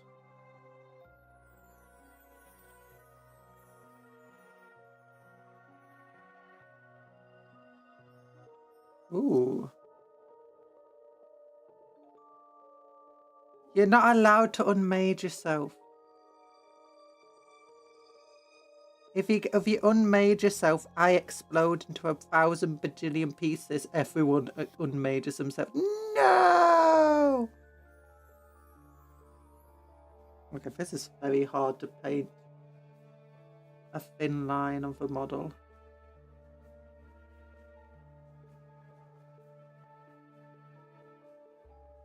I'm not good at this type of thing.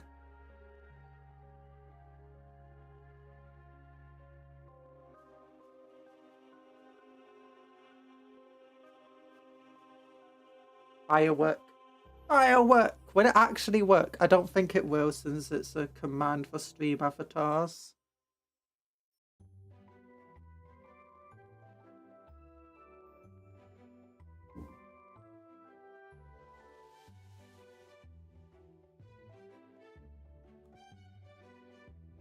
Oh gosh, how do I do that? You know what? Maybe. No work, but the intent was there. Yeah.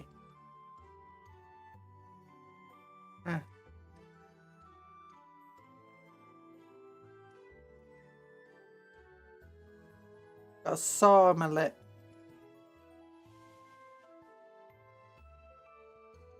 There we go. Like, how's that looking? Oh darn it! I'm not even showing you the model. Yeah, I was trying to get this painted here. It's not going well.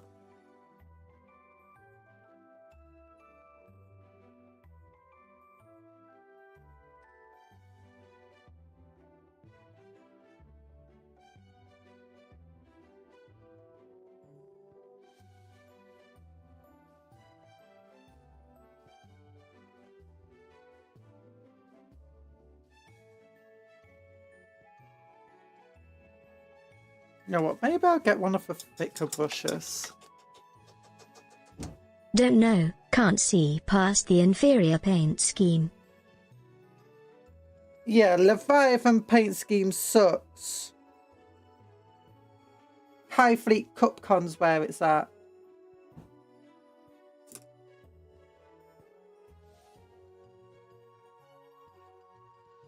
It might be the inferior paint scheme, but it's a better painted one.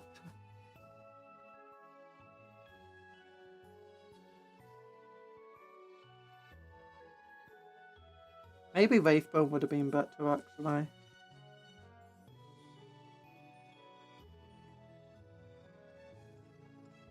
No, this is the way this is going on. It's not forming a gradient. Instead, it's looking like it just stripped itself in paint.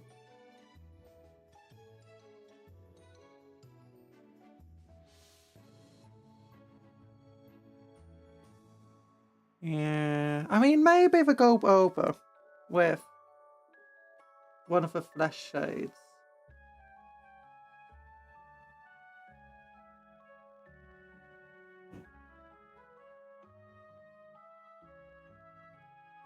Plus pallid rich flesh is such a thin colour. Wave bone at least is thicker.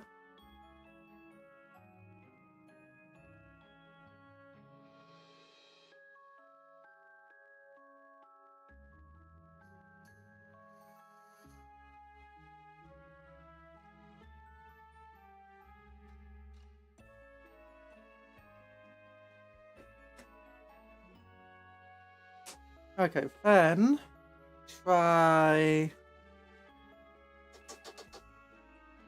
that Gulliman flesh? Yeah. Thinking maybe for crimson colour. No. We'll try for Reichland flesh shade. Still.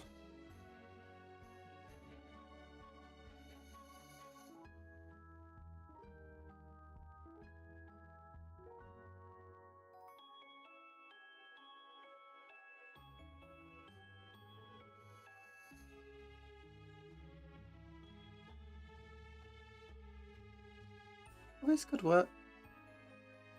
This could work actually.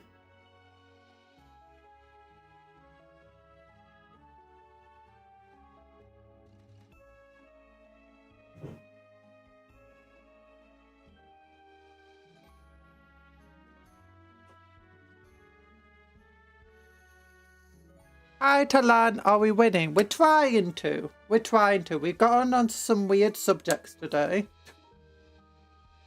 But we've been painting. So we've been trying to figure out what we want to do for the membrane of the wing colour. And there's something I felt like was missing, and it was a gradient. They have on the website a gradient where it goes from dark up here to light down here. And I think that's a cool idea. So we're trying to do the same here.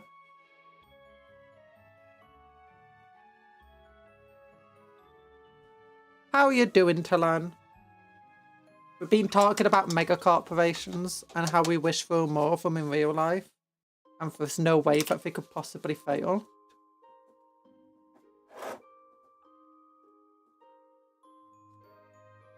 Thank God I wasn't here then. We we're talking about mega corporations and how they're terrible.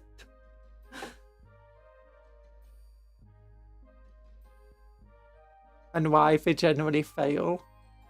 Oh. And then also, before that it was history. We want the history of farming, the movements of people. Yeah, I'm already happy I wasn't here. Stop selling it.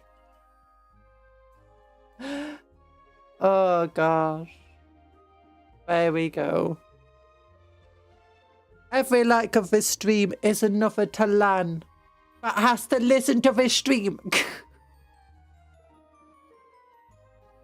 Okay, maybe the white is not a good colour on this. Yeah. We could try the dawn yellow, actually. See if we can get the same effect of a similar or better effect of dawn yellow. I think the white works effective there because they had a white colour scheme already. Oh gosh, that's way too abrupt there.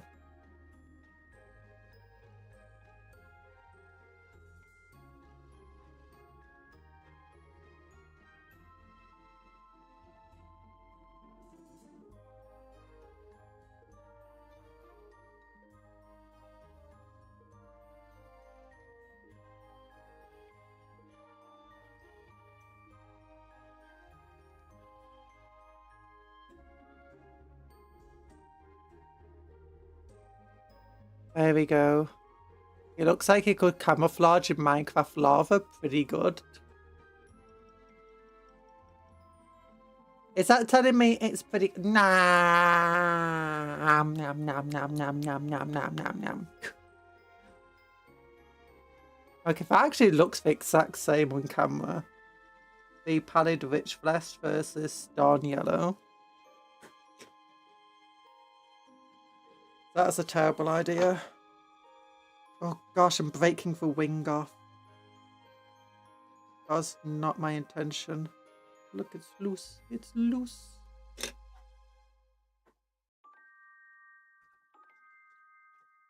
See, this is what happens when you just let me yap and yap and yap and yap and yap.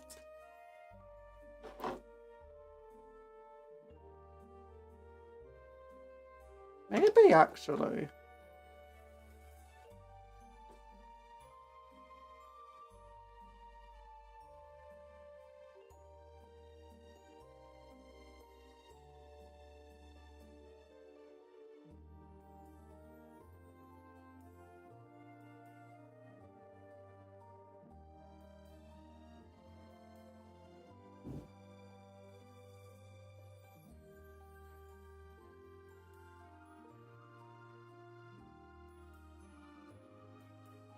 We go with more wild. Ride. Oh, that looks a lot better, actually. Yeah. If we go with just doing a graded into Wild Rider. Okay, I've got to get a better brush for this then. Because this one sucks.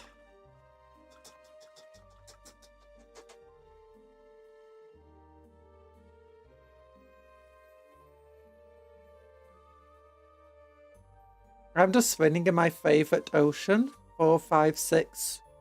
Wait. 4546B. What's 4546B?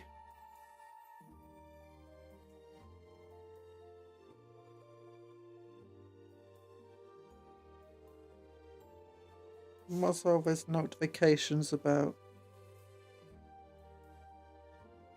I know my stream is live. You don't need to tell me my stream's live, YouTube. I'm just getting YouTube going, notification. Your stream's live. It's like, yes, it's been live for a while, YouTube. I'm pretty certain I knew my stream.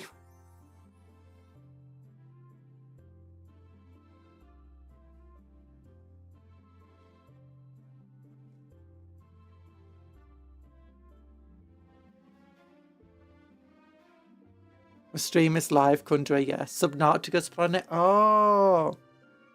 Subnautica's the worst ocean. Needs more Ghost Reaper Leviathans.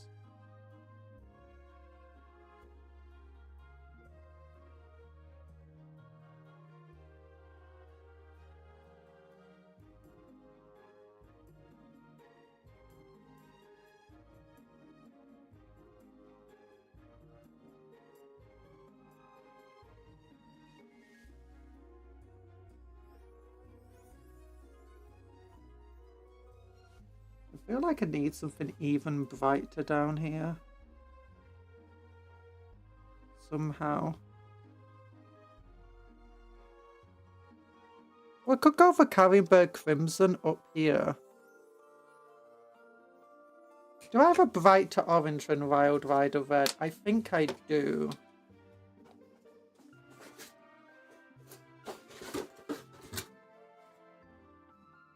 Magma has a contrast. I'd rather not use a contrast. Evil Sun Scarlet. Contrast. Well, I do have a contrast we can use. If nothing else.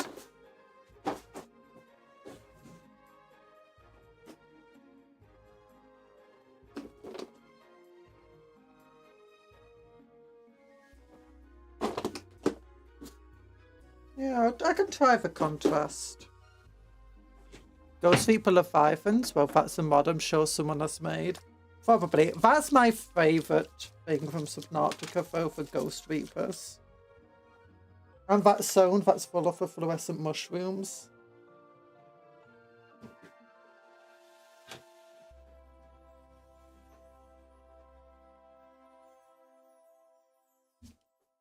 It's cold.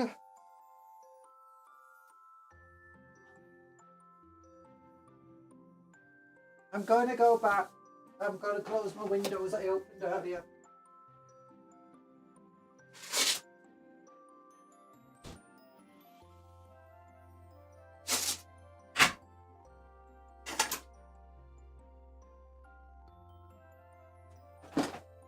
Oof.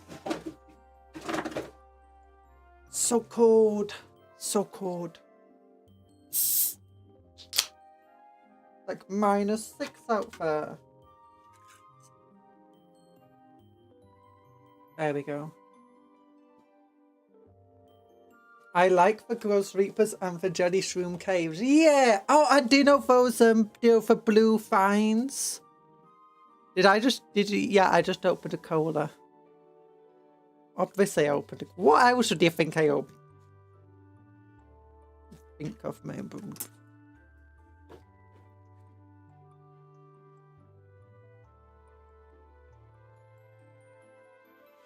Stop telling me I'm live, YouTube.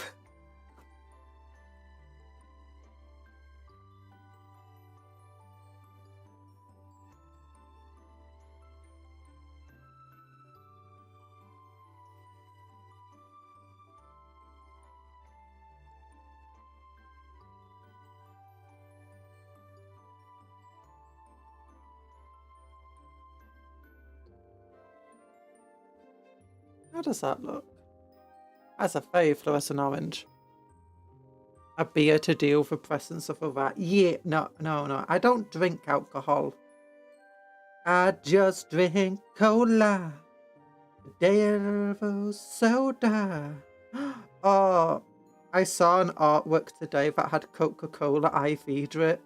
A Garu from One Punch Man. I'm like, I need it. I might commission someone to make that. Or I might draw it myself.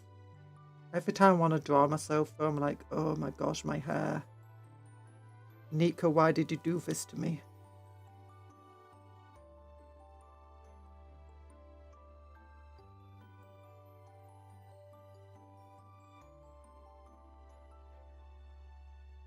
Okay. Okay, yeah, we do it here along that line, along that edge. That looks good. That's a gradient. If I've seen a gradient before. Ah, you can barely see the gradient on camera. Well, it's fair. That's all you need to know.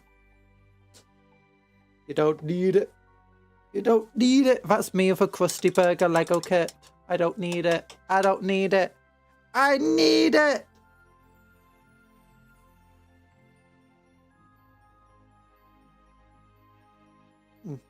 Should I? Maybe. Maybe. Carrying back crimson. We put it up here.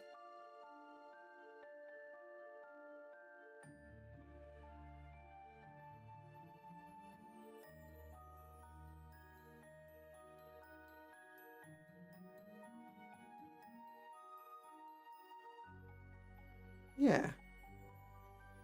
We keep the crimson colour at the roots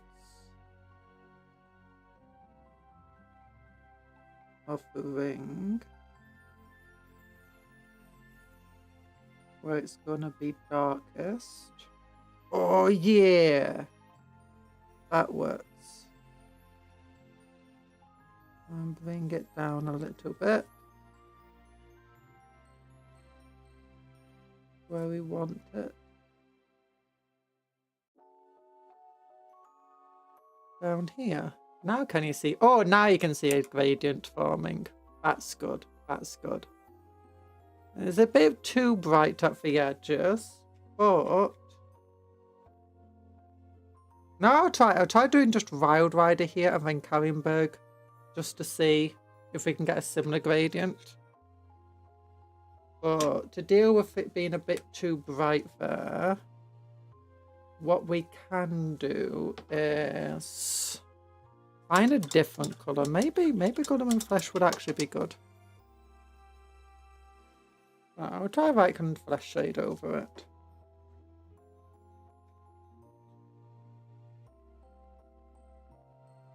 It's not quite a start.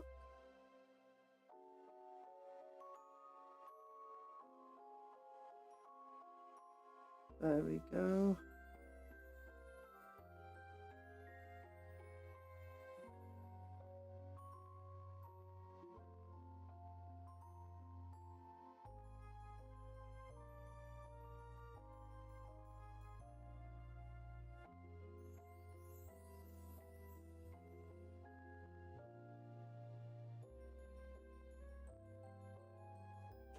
Personal favourite biomes is Subnautica for grassy +2 and for mushroom forest. I like the reef. Oh, the reef backs are also nice. I do like them. Stream environmental storytelling.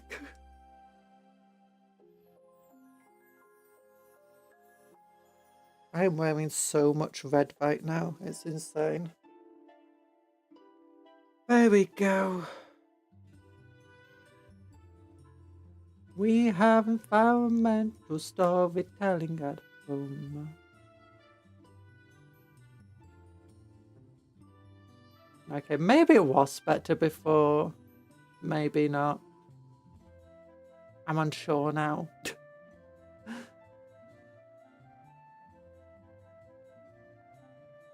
I'm not sure how I like the fluorescent orange there. Maybe I could do it fluorescent orange into yellow. Like if we do these Avalon sunsets on it. When I'm alone at night and I hear a cola can open, so I can open the lights of feeling Conjure in my house with a mallet. Mallet! A rolling pin to land.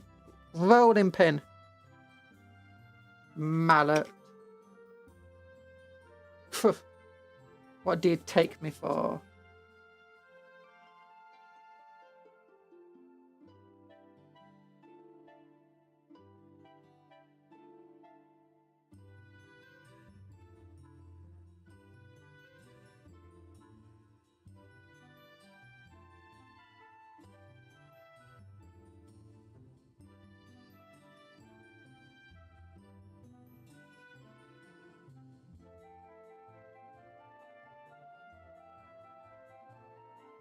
So I was busy running away.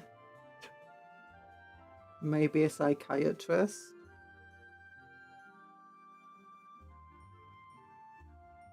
Now I need to see a doctor. Right, that's it. I'm getting me mallet. Can't bop a mouse without me mallet. Not with attitude. There's a moose loose about this house.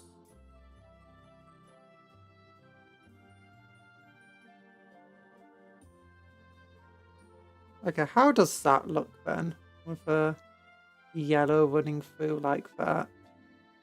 That's not the worst. I think it's too close to the yellow of the skin though. Could try a different yellow. Could try squig orange again.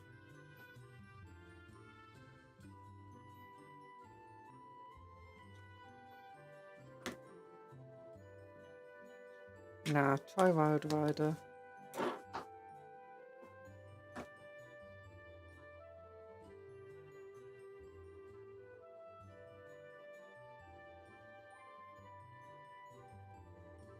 Nah, too subtle. Too subtle. Let's try a different colour. Dawn yellow is too bright.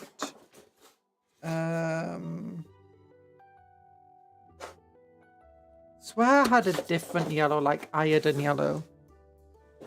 That might work. Not iodine, Uriel. Uriel yellow.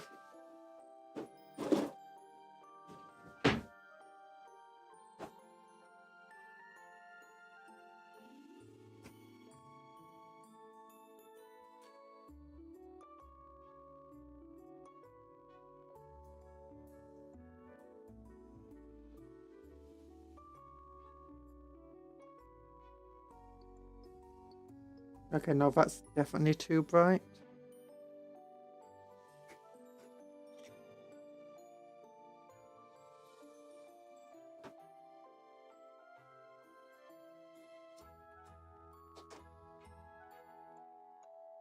Okay, let's try for squig orange then. And the sunset yellow doesn't look too bad.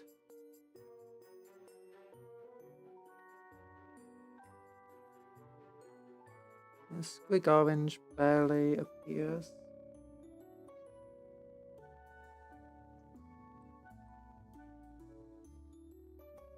Try pink horror.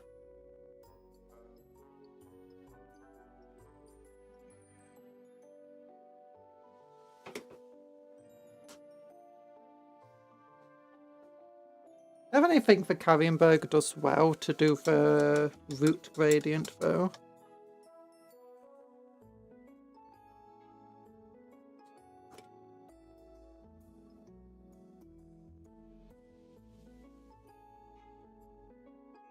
This is what painting is sometimes. Ooh, pink horror actually could work.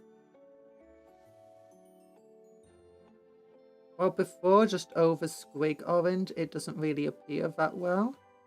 When it's done over for bright to neon oranges, it kind of does.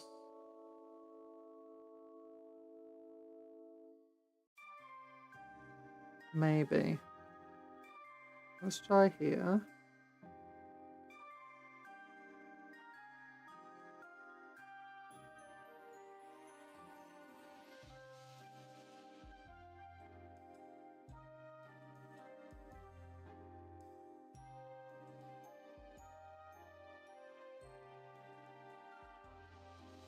Oh yeah, that works.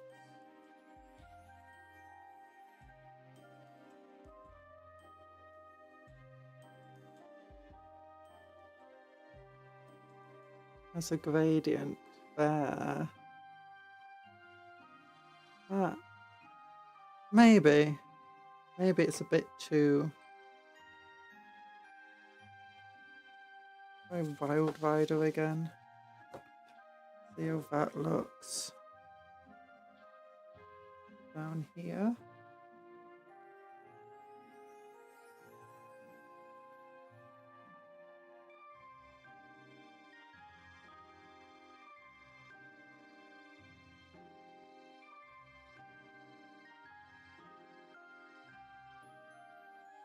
I'm thinking pink horror.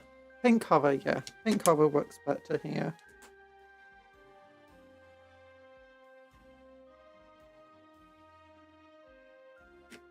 And then maybe we can use a bit of Athelan Sunset.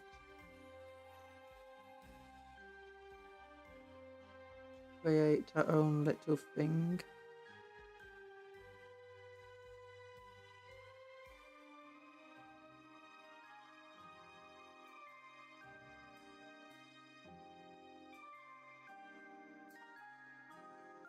Yeah.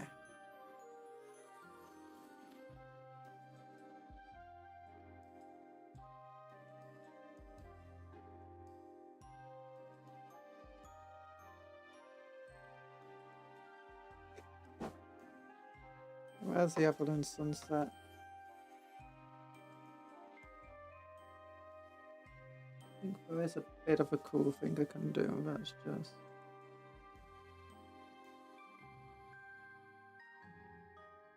a bit of a faint discoloration to it in areas.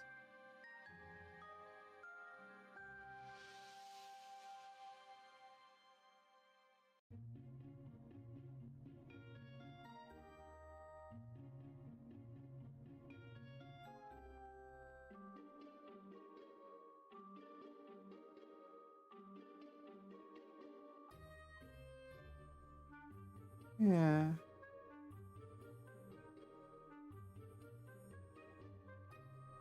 Just faint discoloration. Which we did a bit here, just in our experimentations. Mostly unintentionally.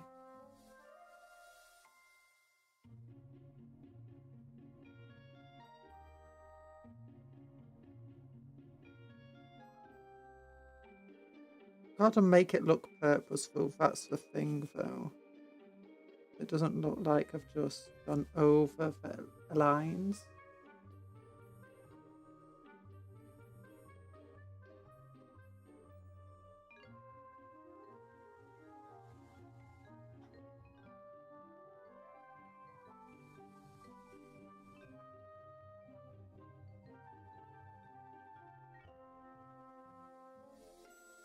Yeah, I think that looks not too shabby. Yeah. Yeah.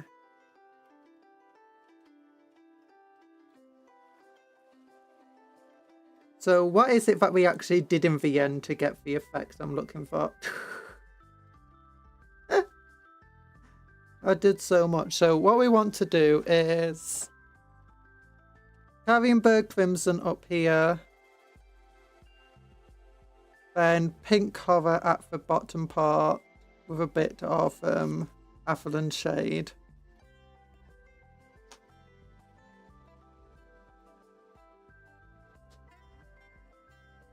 Laid into it. That's the biggest issue at the moment with the other way I've been painting. Oh gosh, my tummy hurts. Is that when you're painting just using experimentation, you end up being like, okay, yeah, this looks cool. Now, how the heck did I just do that?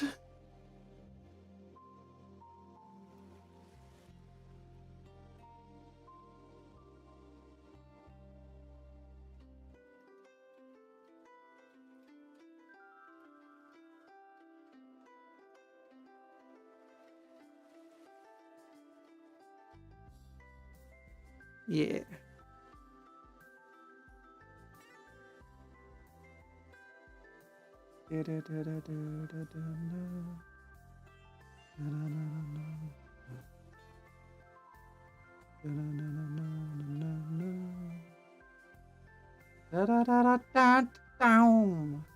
We're aliens, we're aliens, we're aliens today. We're gonna eat you all, we're gonna numb you up, we're gonna eat your hearts as well. God, Emperor, sounds like a tasty snack to me.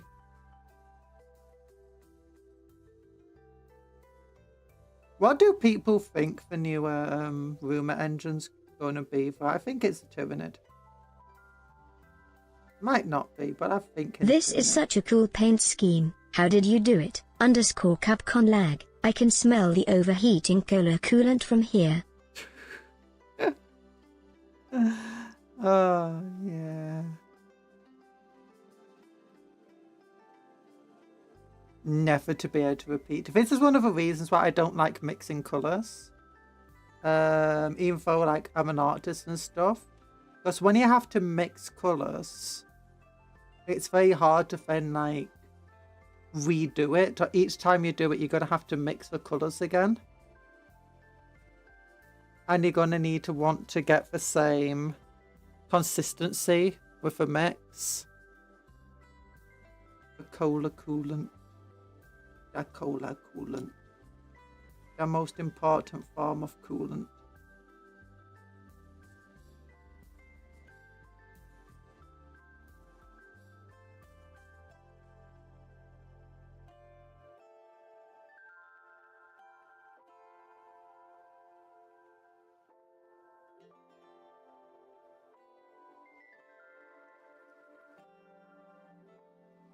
Second coolest drink is Dr. Pepper because it was in Steins Gate. We'll drink the Dr. P. The Dr. P. The Dr. Peed in your drink. No.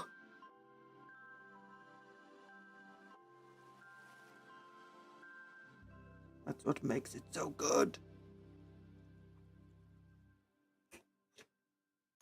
Brother needs to invest in a wet palette. Wet palette! No, no, no, no, no. But that's the thing, is like you figure out your paint scheme you want for one person, then 3 weeks later you need to come back, or maybe maybe like after a year you get a new model for it and you have to figure it out for colour scheme again. A wet palette's not saving you from that. Now, I do know people where they they get tubs of paint and they will make like big old mixes of it. But then once the tub runs out, it's like, But for mostly people who do airbrushing anyway.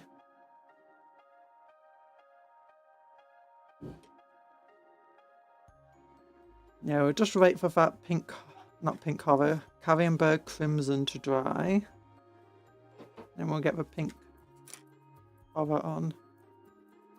Yeah, how is this looking now? Yeah, you got a light gradient. It's not very, it's not as obvious of a gradient as, you know, the Warhammer website one. But it's still there.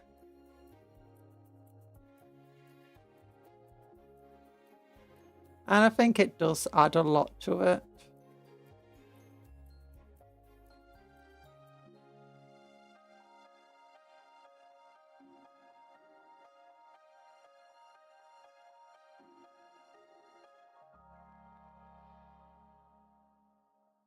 What I think I'll do as well is, and I don't want to copy them with a, you know, maybe we can.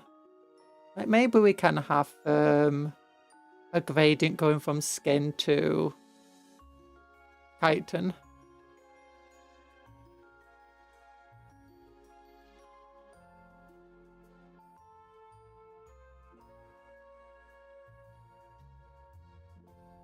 My eyes have just completely defocused.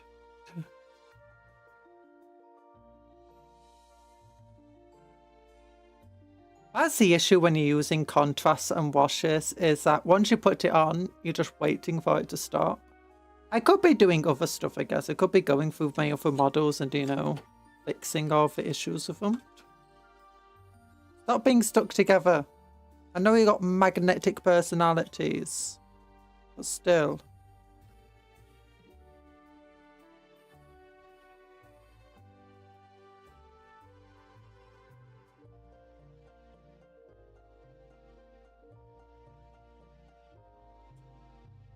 There it is. Oh. Magnets.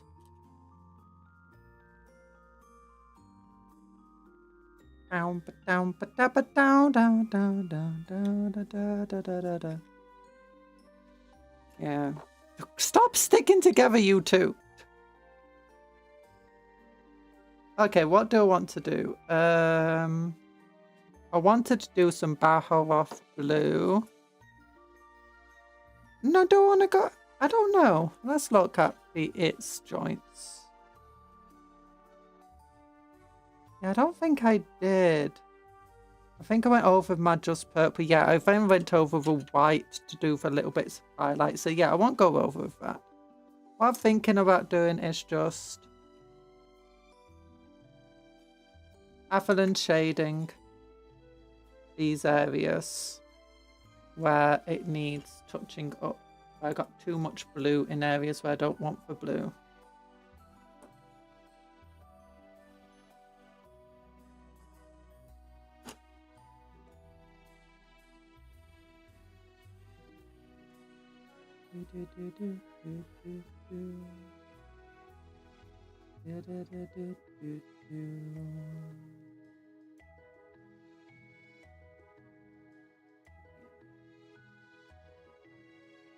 And I don't need to be this exact with them. Arguably if they're already tabletop ready, but I like wanting to do more with them, you know?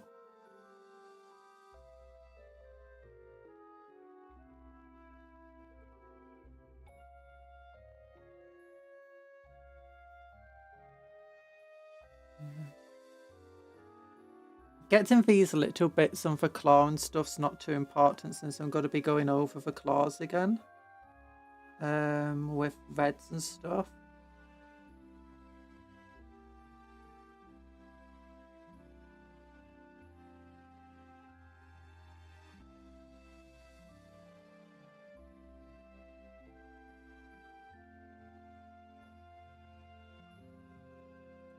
Shaky hands. So tomorrow we're painting as well.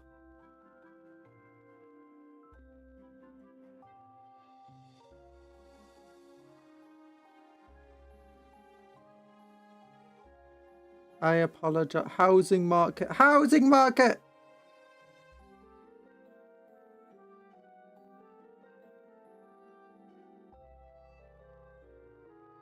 da, da, da, da, da, da. You know how hard I was trying not to go onto the housing market earlier?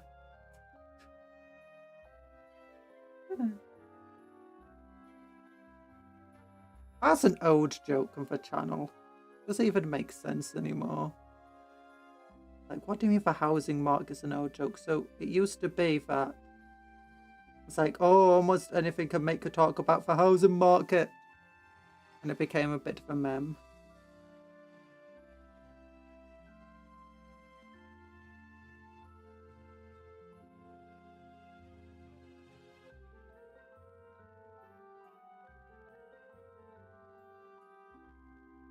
Yeah. There you go. She says she don't get us started on it, but she'll get herself started on it. Yeah. Don't get me started on the house. No one brought up the housing market. Well, if you insist.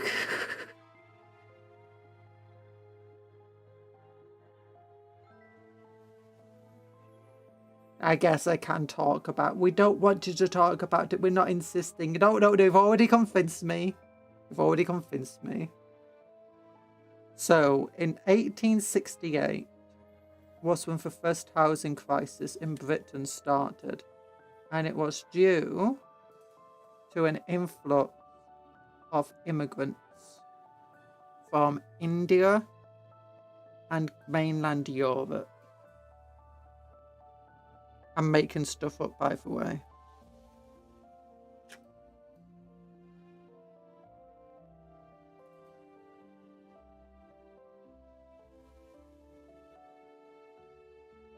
Back then, they didn't call it a housing market issue. They called it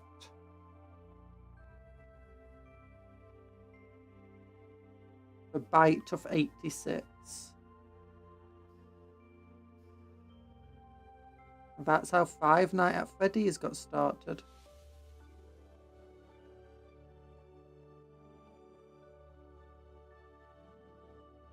What are you on about? I don't know. I'm tired. I just yap when I'm tired.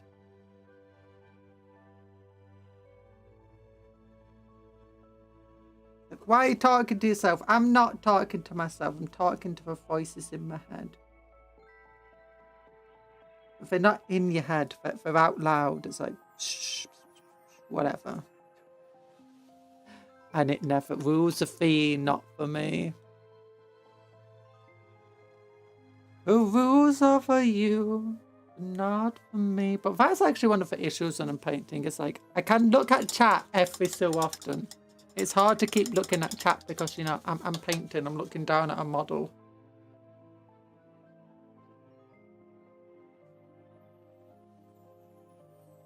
Okay, but what we wanted then was pink hover at the bottom. So it's this one we're working on now. Yeah, we did this side. We'll do this side.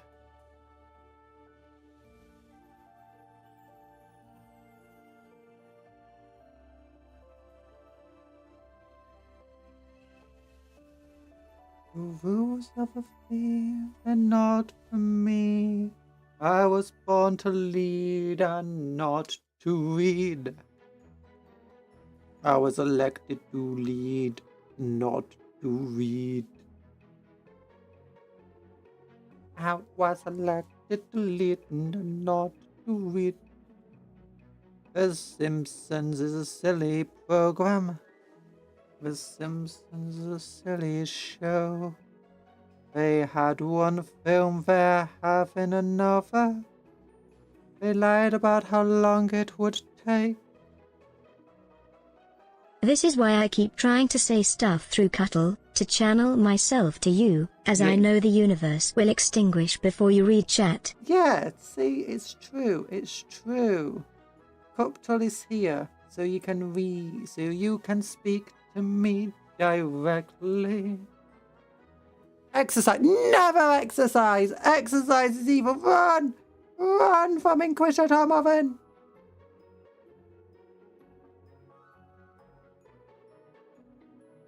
Oh, my tummy just went bubbly bubbly. And it hurt. There's 1,000. Oh, I've been playing a game called Heroes Hour. I think I'll play it just on one stream next week.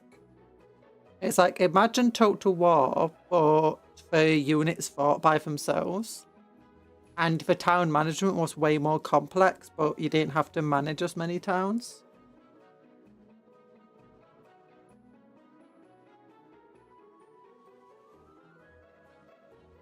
And you can set for AI to cheat even more.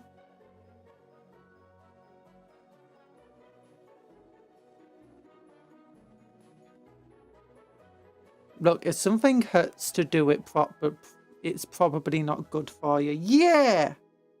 That's what I said. And the teachers were like, no, exercise is good for you. So I made them run. I tied them to a treadmill. I made them run 6,000 kilometers non-stop. None of them survived. Bam, bam, bam! That was my dream, though. Never happened. I made it up. John Fackus. Is that his name? Is that how it's pronounced? Just telling you. We made it up. It's a lie. It's just a story. I was actually already looking pretty good here. Oh, I like that. Why doesn't this side look as good?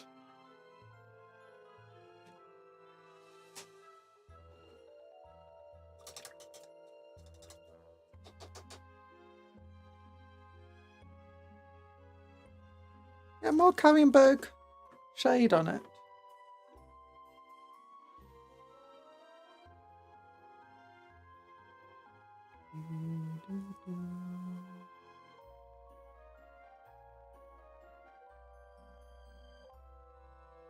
While making them listen to 500 Miles by the Proclaimers, on a loop. The irony was delicious, the smell of decay less so. 500 miles. And I would walk 500 miles, and I would walk 500 more. Just to be the one. Something. I can't remember the rest of that. I would walk 500 miles, and I would walk 500 more. Just to be the man who fell down at your door? I forget that one. I am 500 miles. 500 miles long.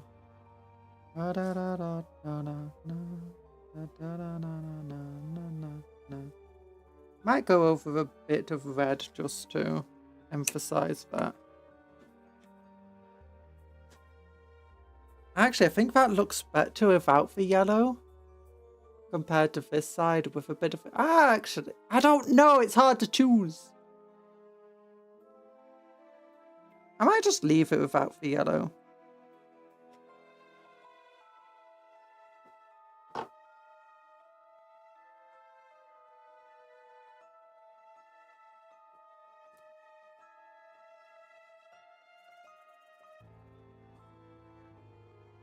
Well, I would walk 500 miles, and I would walk 500 more to be that man who walked 1,000 miles to fall down at your door. Ba-la-la-da, ba-la-la-da.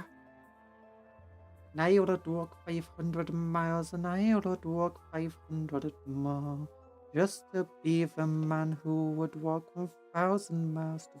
that's the thing. It gets... I don't know the tune well enough. It starts feeling a bit too weird. Oh no. Oh no, maybe this is a bad idea. The Doomfire Magenta. The Doomfire Magenta was a bad idea. Stop it! Stop it! Stop it! Actually, that looks pretty cool.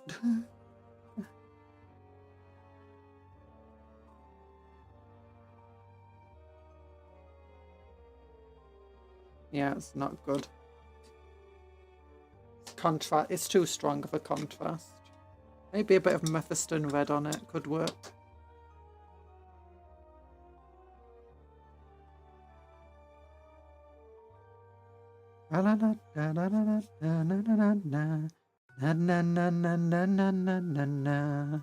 Ba-la-da-da, ba-la-la-da, da-da-da-da-da-da-da-da.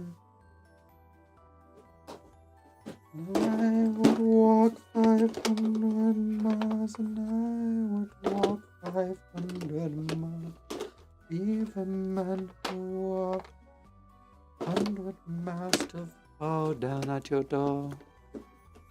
I know the tune, you're not far off, but it's disconcerting, like that Dead Space trailer where they had an off-key version of Twinkle, Twinkle, Little Star, how I wonder what you are.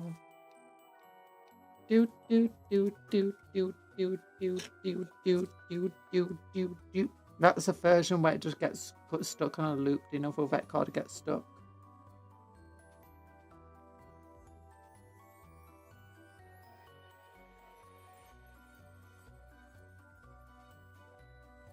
Now you'll have to walk 500 miles.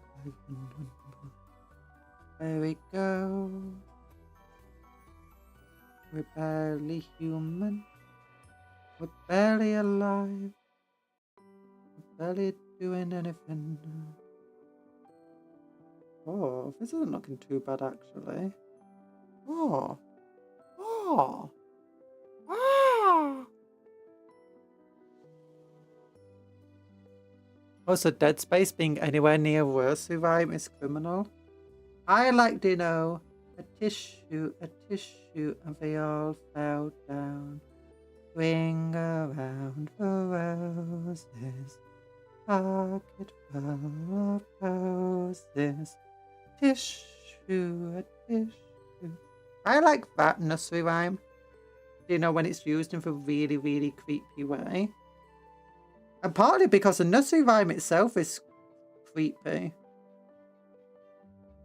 Ring around the roses, pocket full of roses.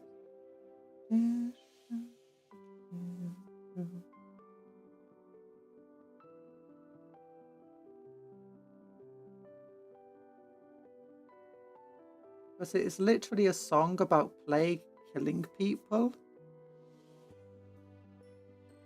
Like, I don't know if any zombie film uses that song, but there needs to be a zombie film where you can just hear the song being sung creepily, but there's no kids around.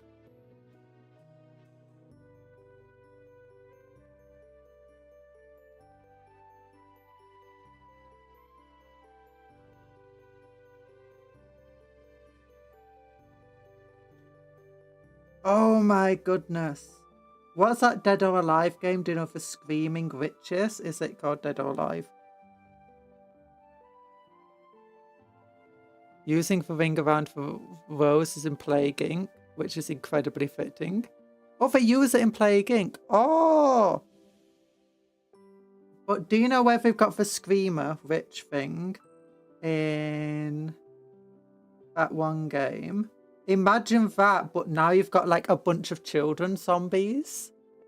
Like that are all holding hands, just singing creepily and walking towards you. And like if you can hear them singing, it's just going to like be continuously spawning zombies towards you. Like get ever worse.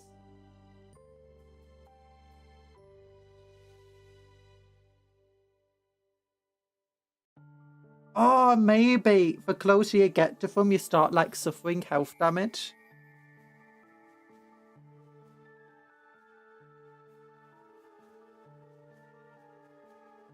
I'd nuke it from orbit. It's the only way to be sure.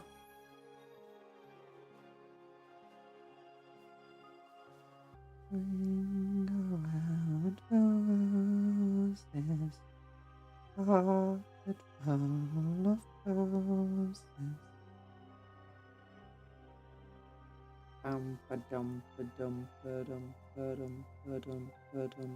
I want some more creepy zombie media. Like just the creepiest zombies you can possibly think of.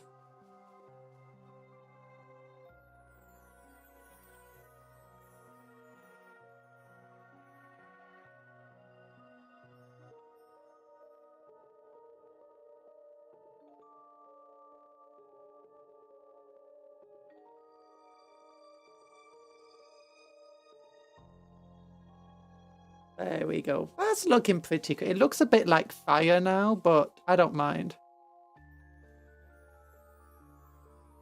Okay, now I'm liking this side more than this side.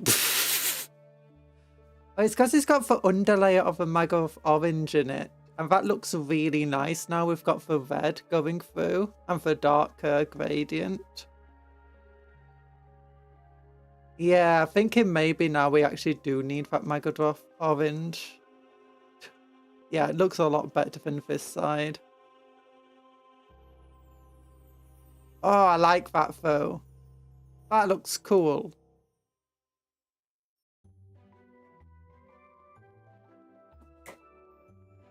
Magmadroth, not Magadroth. Magmadroth! Okay, we'll get these things done. And then tomorrow we'll just be doing all of the corrections. Get the scales all painted up. Not scales.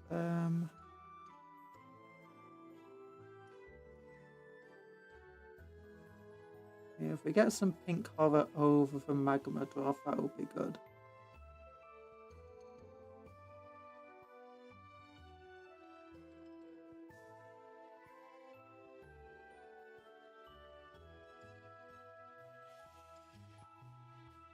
And maybe some more Wild Rider over it.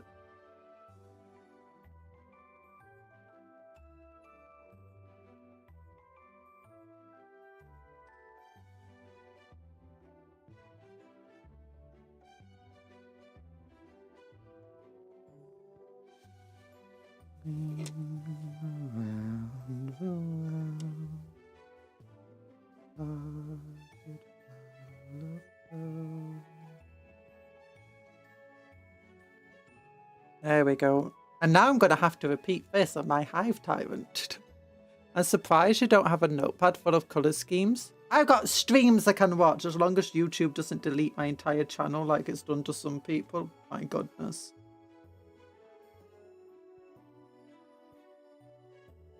I can usually remember what I do for my colour schemes.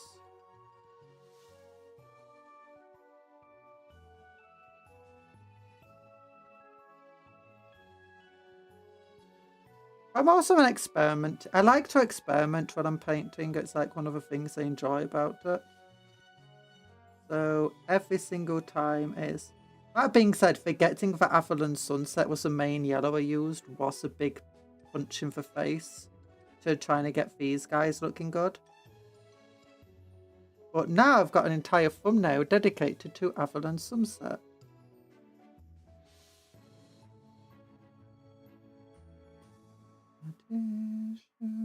Oh gosh, I just realised that's not meant to be yellow here. That's part of the...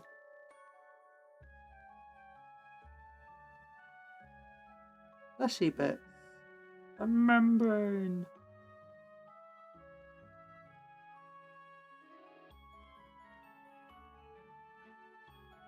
Okay, that already looks a lot cooler. I like the flamey colour that we got gone for in the end here. Yeah. Then we can go over with the bit of a Wild Rider rush over it.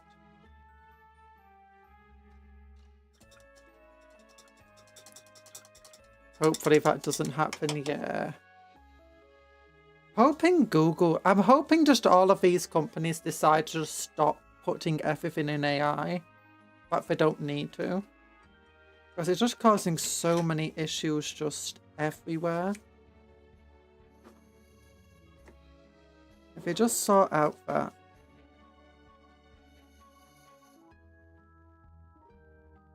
Yeah, just rush this along like this. Just a bit of Wild Rider to just unneonify for Magadroth a bit. Magmadroth. Magmadroth.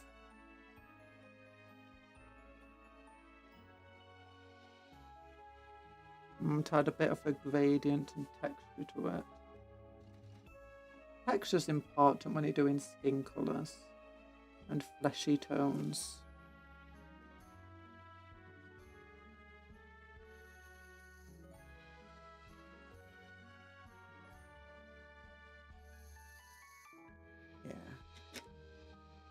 We are the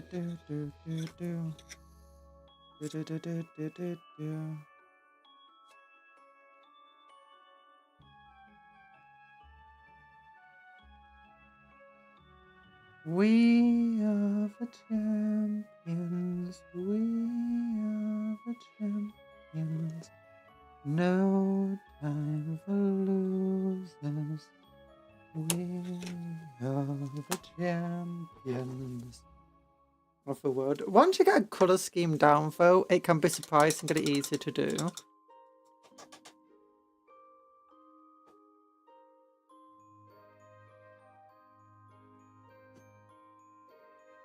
Oh yeah. This is looking cool.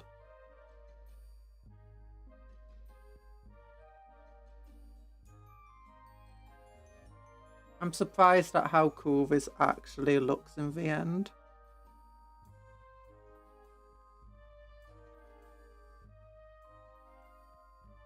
Yeah, we just need to be a bit... We don't need to be very... We're going to basically just dry brush it over. Well, not dry brush. Light brush. Light brush it over. Get the same effect of what we wanted before. I think of it looking a bit flamey coloured now. It could actually work to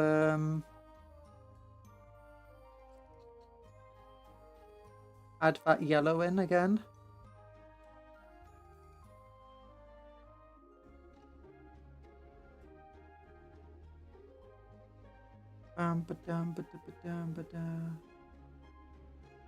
There we go.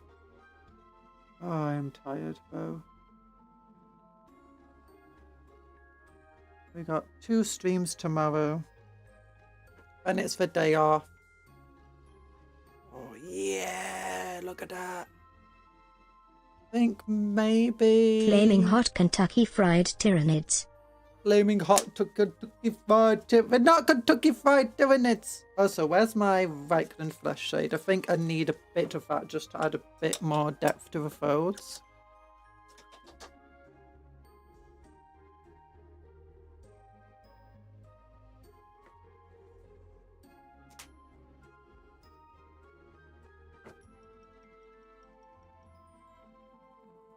Especially since I want to just do it a bit quicker than the other ones. Yeah, there we go. Yeah, because I don't want it as dark as the upper layers, but we still want a bit of depth in these folds.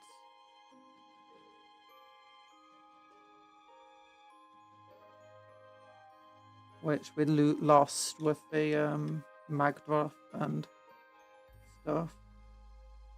I definitely want it underneath where it's going to be darker. Just because of the light being blocked.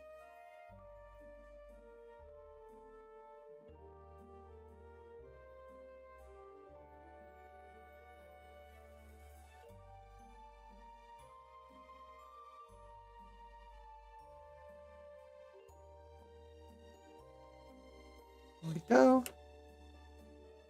My folds, they need more depth. Then,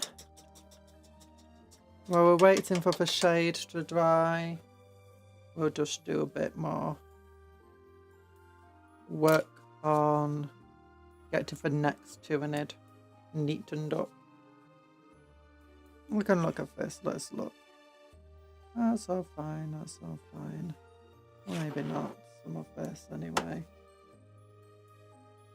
Yeah.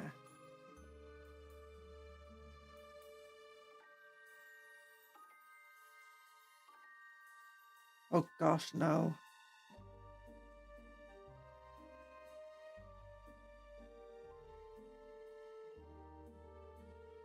I'm meant to be correcting mistakes, not making more mistakes.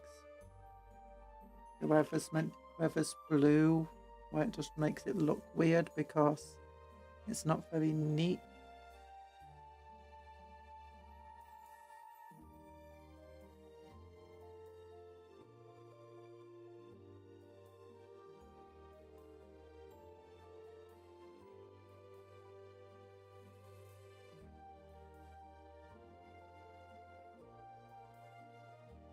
There we go.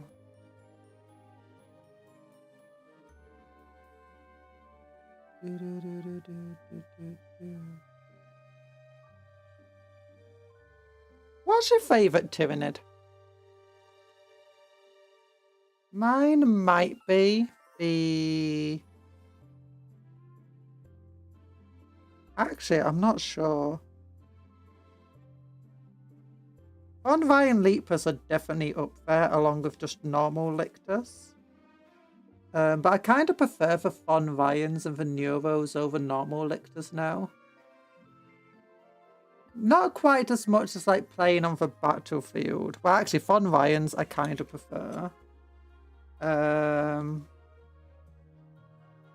the battlefield, just because they're cheap and you get so many attacks from them, it's hilarious.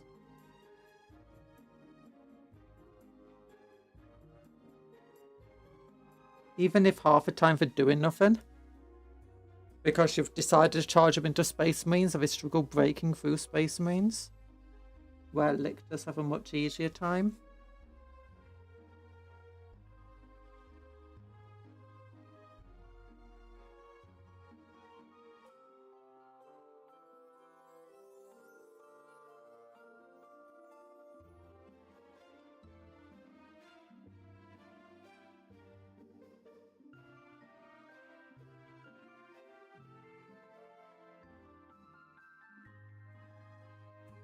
I think Tyranids being, do you know, for perfect, I think evolved for perfect organisms.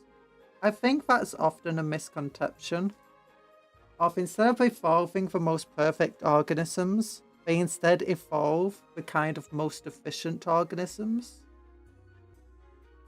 In terms of, they got that Soviet quantity over quality sort of thing going on with them. And sometimes they bring out quality, but even then their quality is still focused on trying to bring that quantity to overwhelm the foes.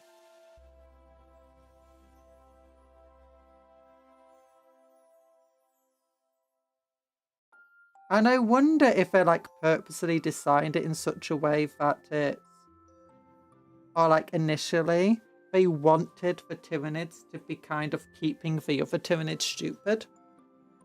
So if they don't evolve like these highly intelligent creatures that are, you know, gonna win them battles and fights, because they don't want them breaking free of the hive mind. Because wasn't that one of the early things of Gene Stealer cults, is that early Gene Stealer cults, they weren't, you know, super connected to the hive mind and stuff. And that they would often, like, Gene Stealers would rebel or fight. I swear that was part of the early lore. I mean, obviously, the early Gene Stealer cults weren't even connected to the Tyranids at all because they were existed before the Tyranids.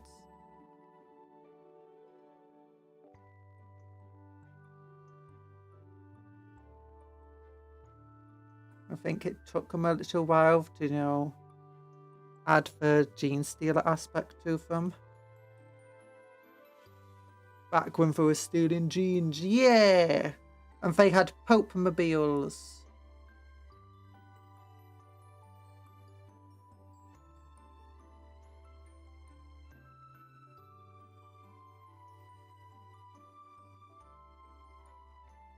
Admittedly, they changed that back and forth. Yeah, but Gene Stealers were... I think Tyranids came in 3rd, and then 4th changed the Gene Stealers to be Tyranids. Because when they originally brought the Tyranids in, they also brought in the Soats into 40k with them.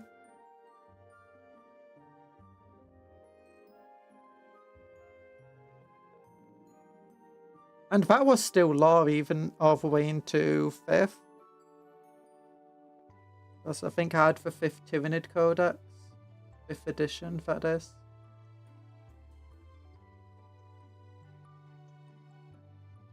That guy's pretty cool. Oh, he doesn't have a blue sides to his head. Ah, it's fine. He doesn't need them.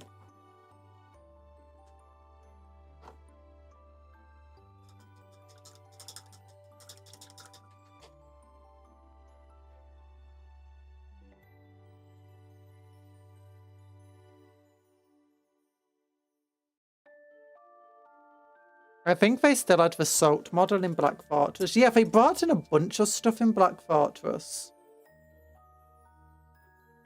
That was like really surprising, because didn't they also bring one of the iron robots in? Men of Iron. And that was like before the Photon got them or something like that. I do like how they do go back to their old lore from time to time and, you know, work to just add bits of it back in. Like, sure, the old lore might not necessarily be entirely accurate, but it doesn't mean it's entirely wrong either.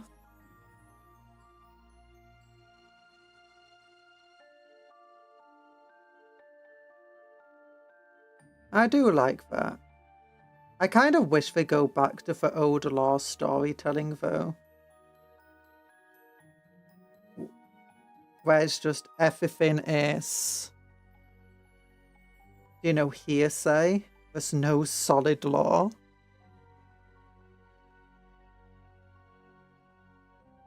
You still get bits of this every so often, but not as much as you used to. I used to enjoy my hearsay. It made it a lot easier, you know, to have a chapter or, you know, make your own guardsman that's, you know, different from everything else. Or different from the norm, because the norm itself wasn't confirmed. It's just, well, this is how it's viewed by some people. It's not necessarily going to be accurate. Okay, here we go for wings. I think they look pretty good. It definitely adds a lot more to the model now.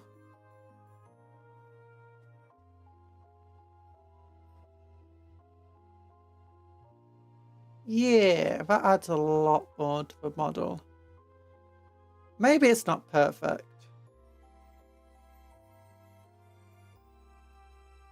But it's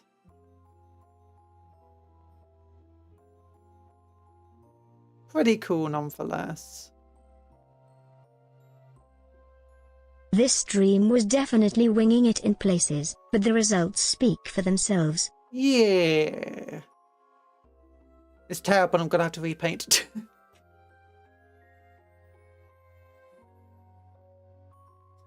Oh, there we go. So tomorrow what we're gonna do is... Well, actually, there's a couple of other things I need to do. We gotta get the Baharoth blue on the sides of his head. But tomorrow will basically just be focused on fixing my mistakes. And once we've got all of the stuff, all of the yellows corrected in places, all of the purples corrected in places, we'll focus on getting these sort of claws on. Actually, I also think that'll really go well with the red of the claws. Yeah.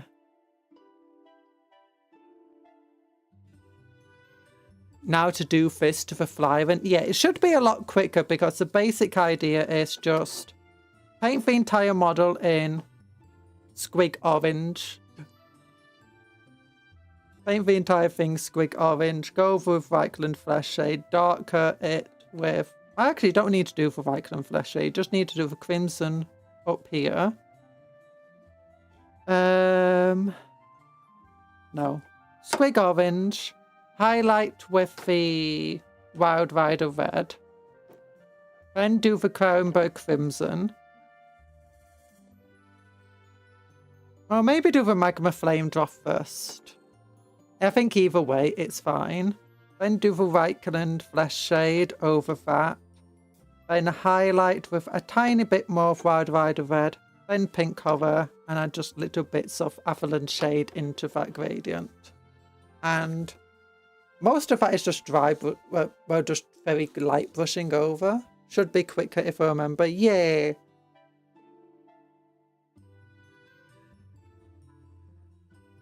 Yeah. If I remember correctly how we did this, I have no idea. I know it's Carrienberg Crimson on this. I think what we used was Doom Fire Magenta.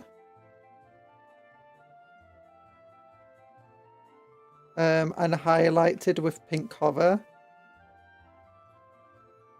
Yeah, it's Doomfire Magenta, highlight with pink hover. Then Carrion-Berg Flesh shade over it. And just a bit more. We could do a bit of Mephiston Red just on the tips to really highlight it. But yeah. I had to go pretty hefty with this to really get the shininess to it. Yeah. Well, that's something, yeah, that's something I think my knit schemes have missed at the moment. They've not had, you know, these gradients and stuff on them. And I think that's what helps sell this model to some extent, just this blue gradient on the tail.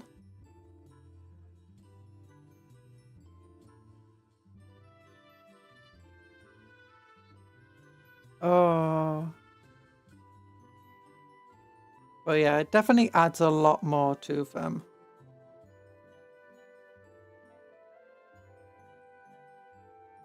Are you sure? Are you positive? 50-50. Phone a friend? Ask the audience? Final answer? I could just look at my last stream if I really need to, but I think it's fine. Yeah, I'm thinking now though we might need to put a gradient here just so it works better for wing next to it. But maybe not, maybe not. Maybe the streaks of yellow breaking it up is actually helping add to it. Well, we've got to get some Ceres Purple done anyway. Oh my goodness, these things, they're a bit fiddly. Hi Poseidon, love that winged vibe, thank you. We've worked very hard on the wings today. It's beautiful, thank you.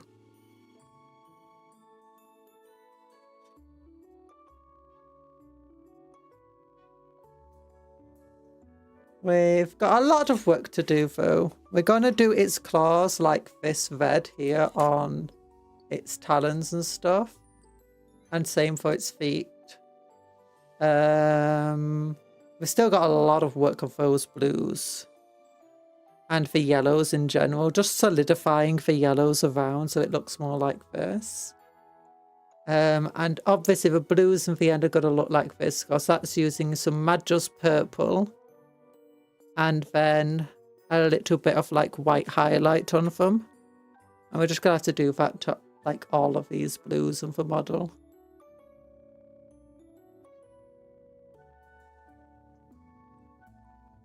Oh, we've got the teeth to do as well, which will probably just be Wraith Bone. And the eye will probably be red. But it's fine. So, it needs the breaks. Yeah, big love heart to you all. And thank you for coming to the stream. Hope you all had a wonderful time. Remember to like the stream if you've not liked it already. Sorry about going off on weird tangents today. Oh, I hope it's good. I hope it was as bad as I think it was. But I think we're to get bases on them as well. That will help make them look good. So, but either way, we got to end the stream. So remember, tomorrow morning we got another hand cam. Tomorrow evening we got another member stream, which we're going to be painting more on. I feel like I was only one here for the tangent to tangent, so you're good. Maybe. Maybe. You're the only one talking in them. But I hope you have a good rest of your day. So remember to work hard but play harder. Eat good food. Sleep well. Dream of cupcakes, but don't eat the cupcakes. The threads, not food. And also take care of yourself. Be kind to others and vice versa. Yeah. Goodbye, everyone. Whee!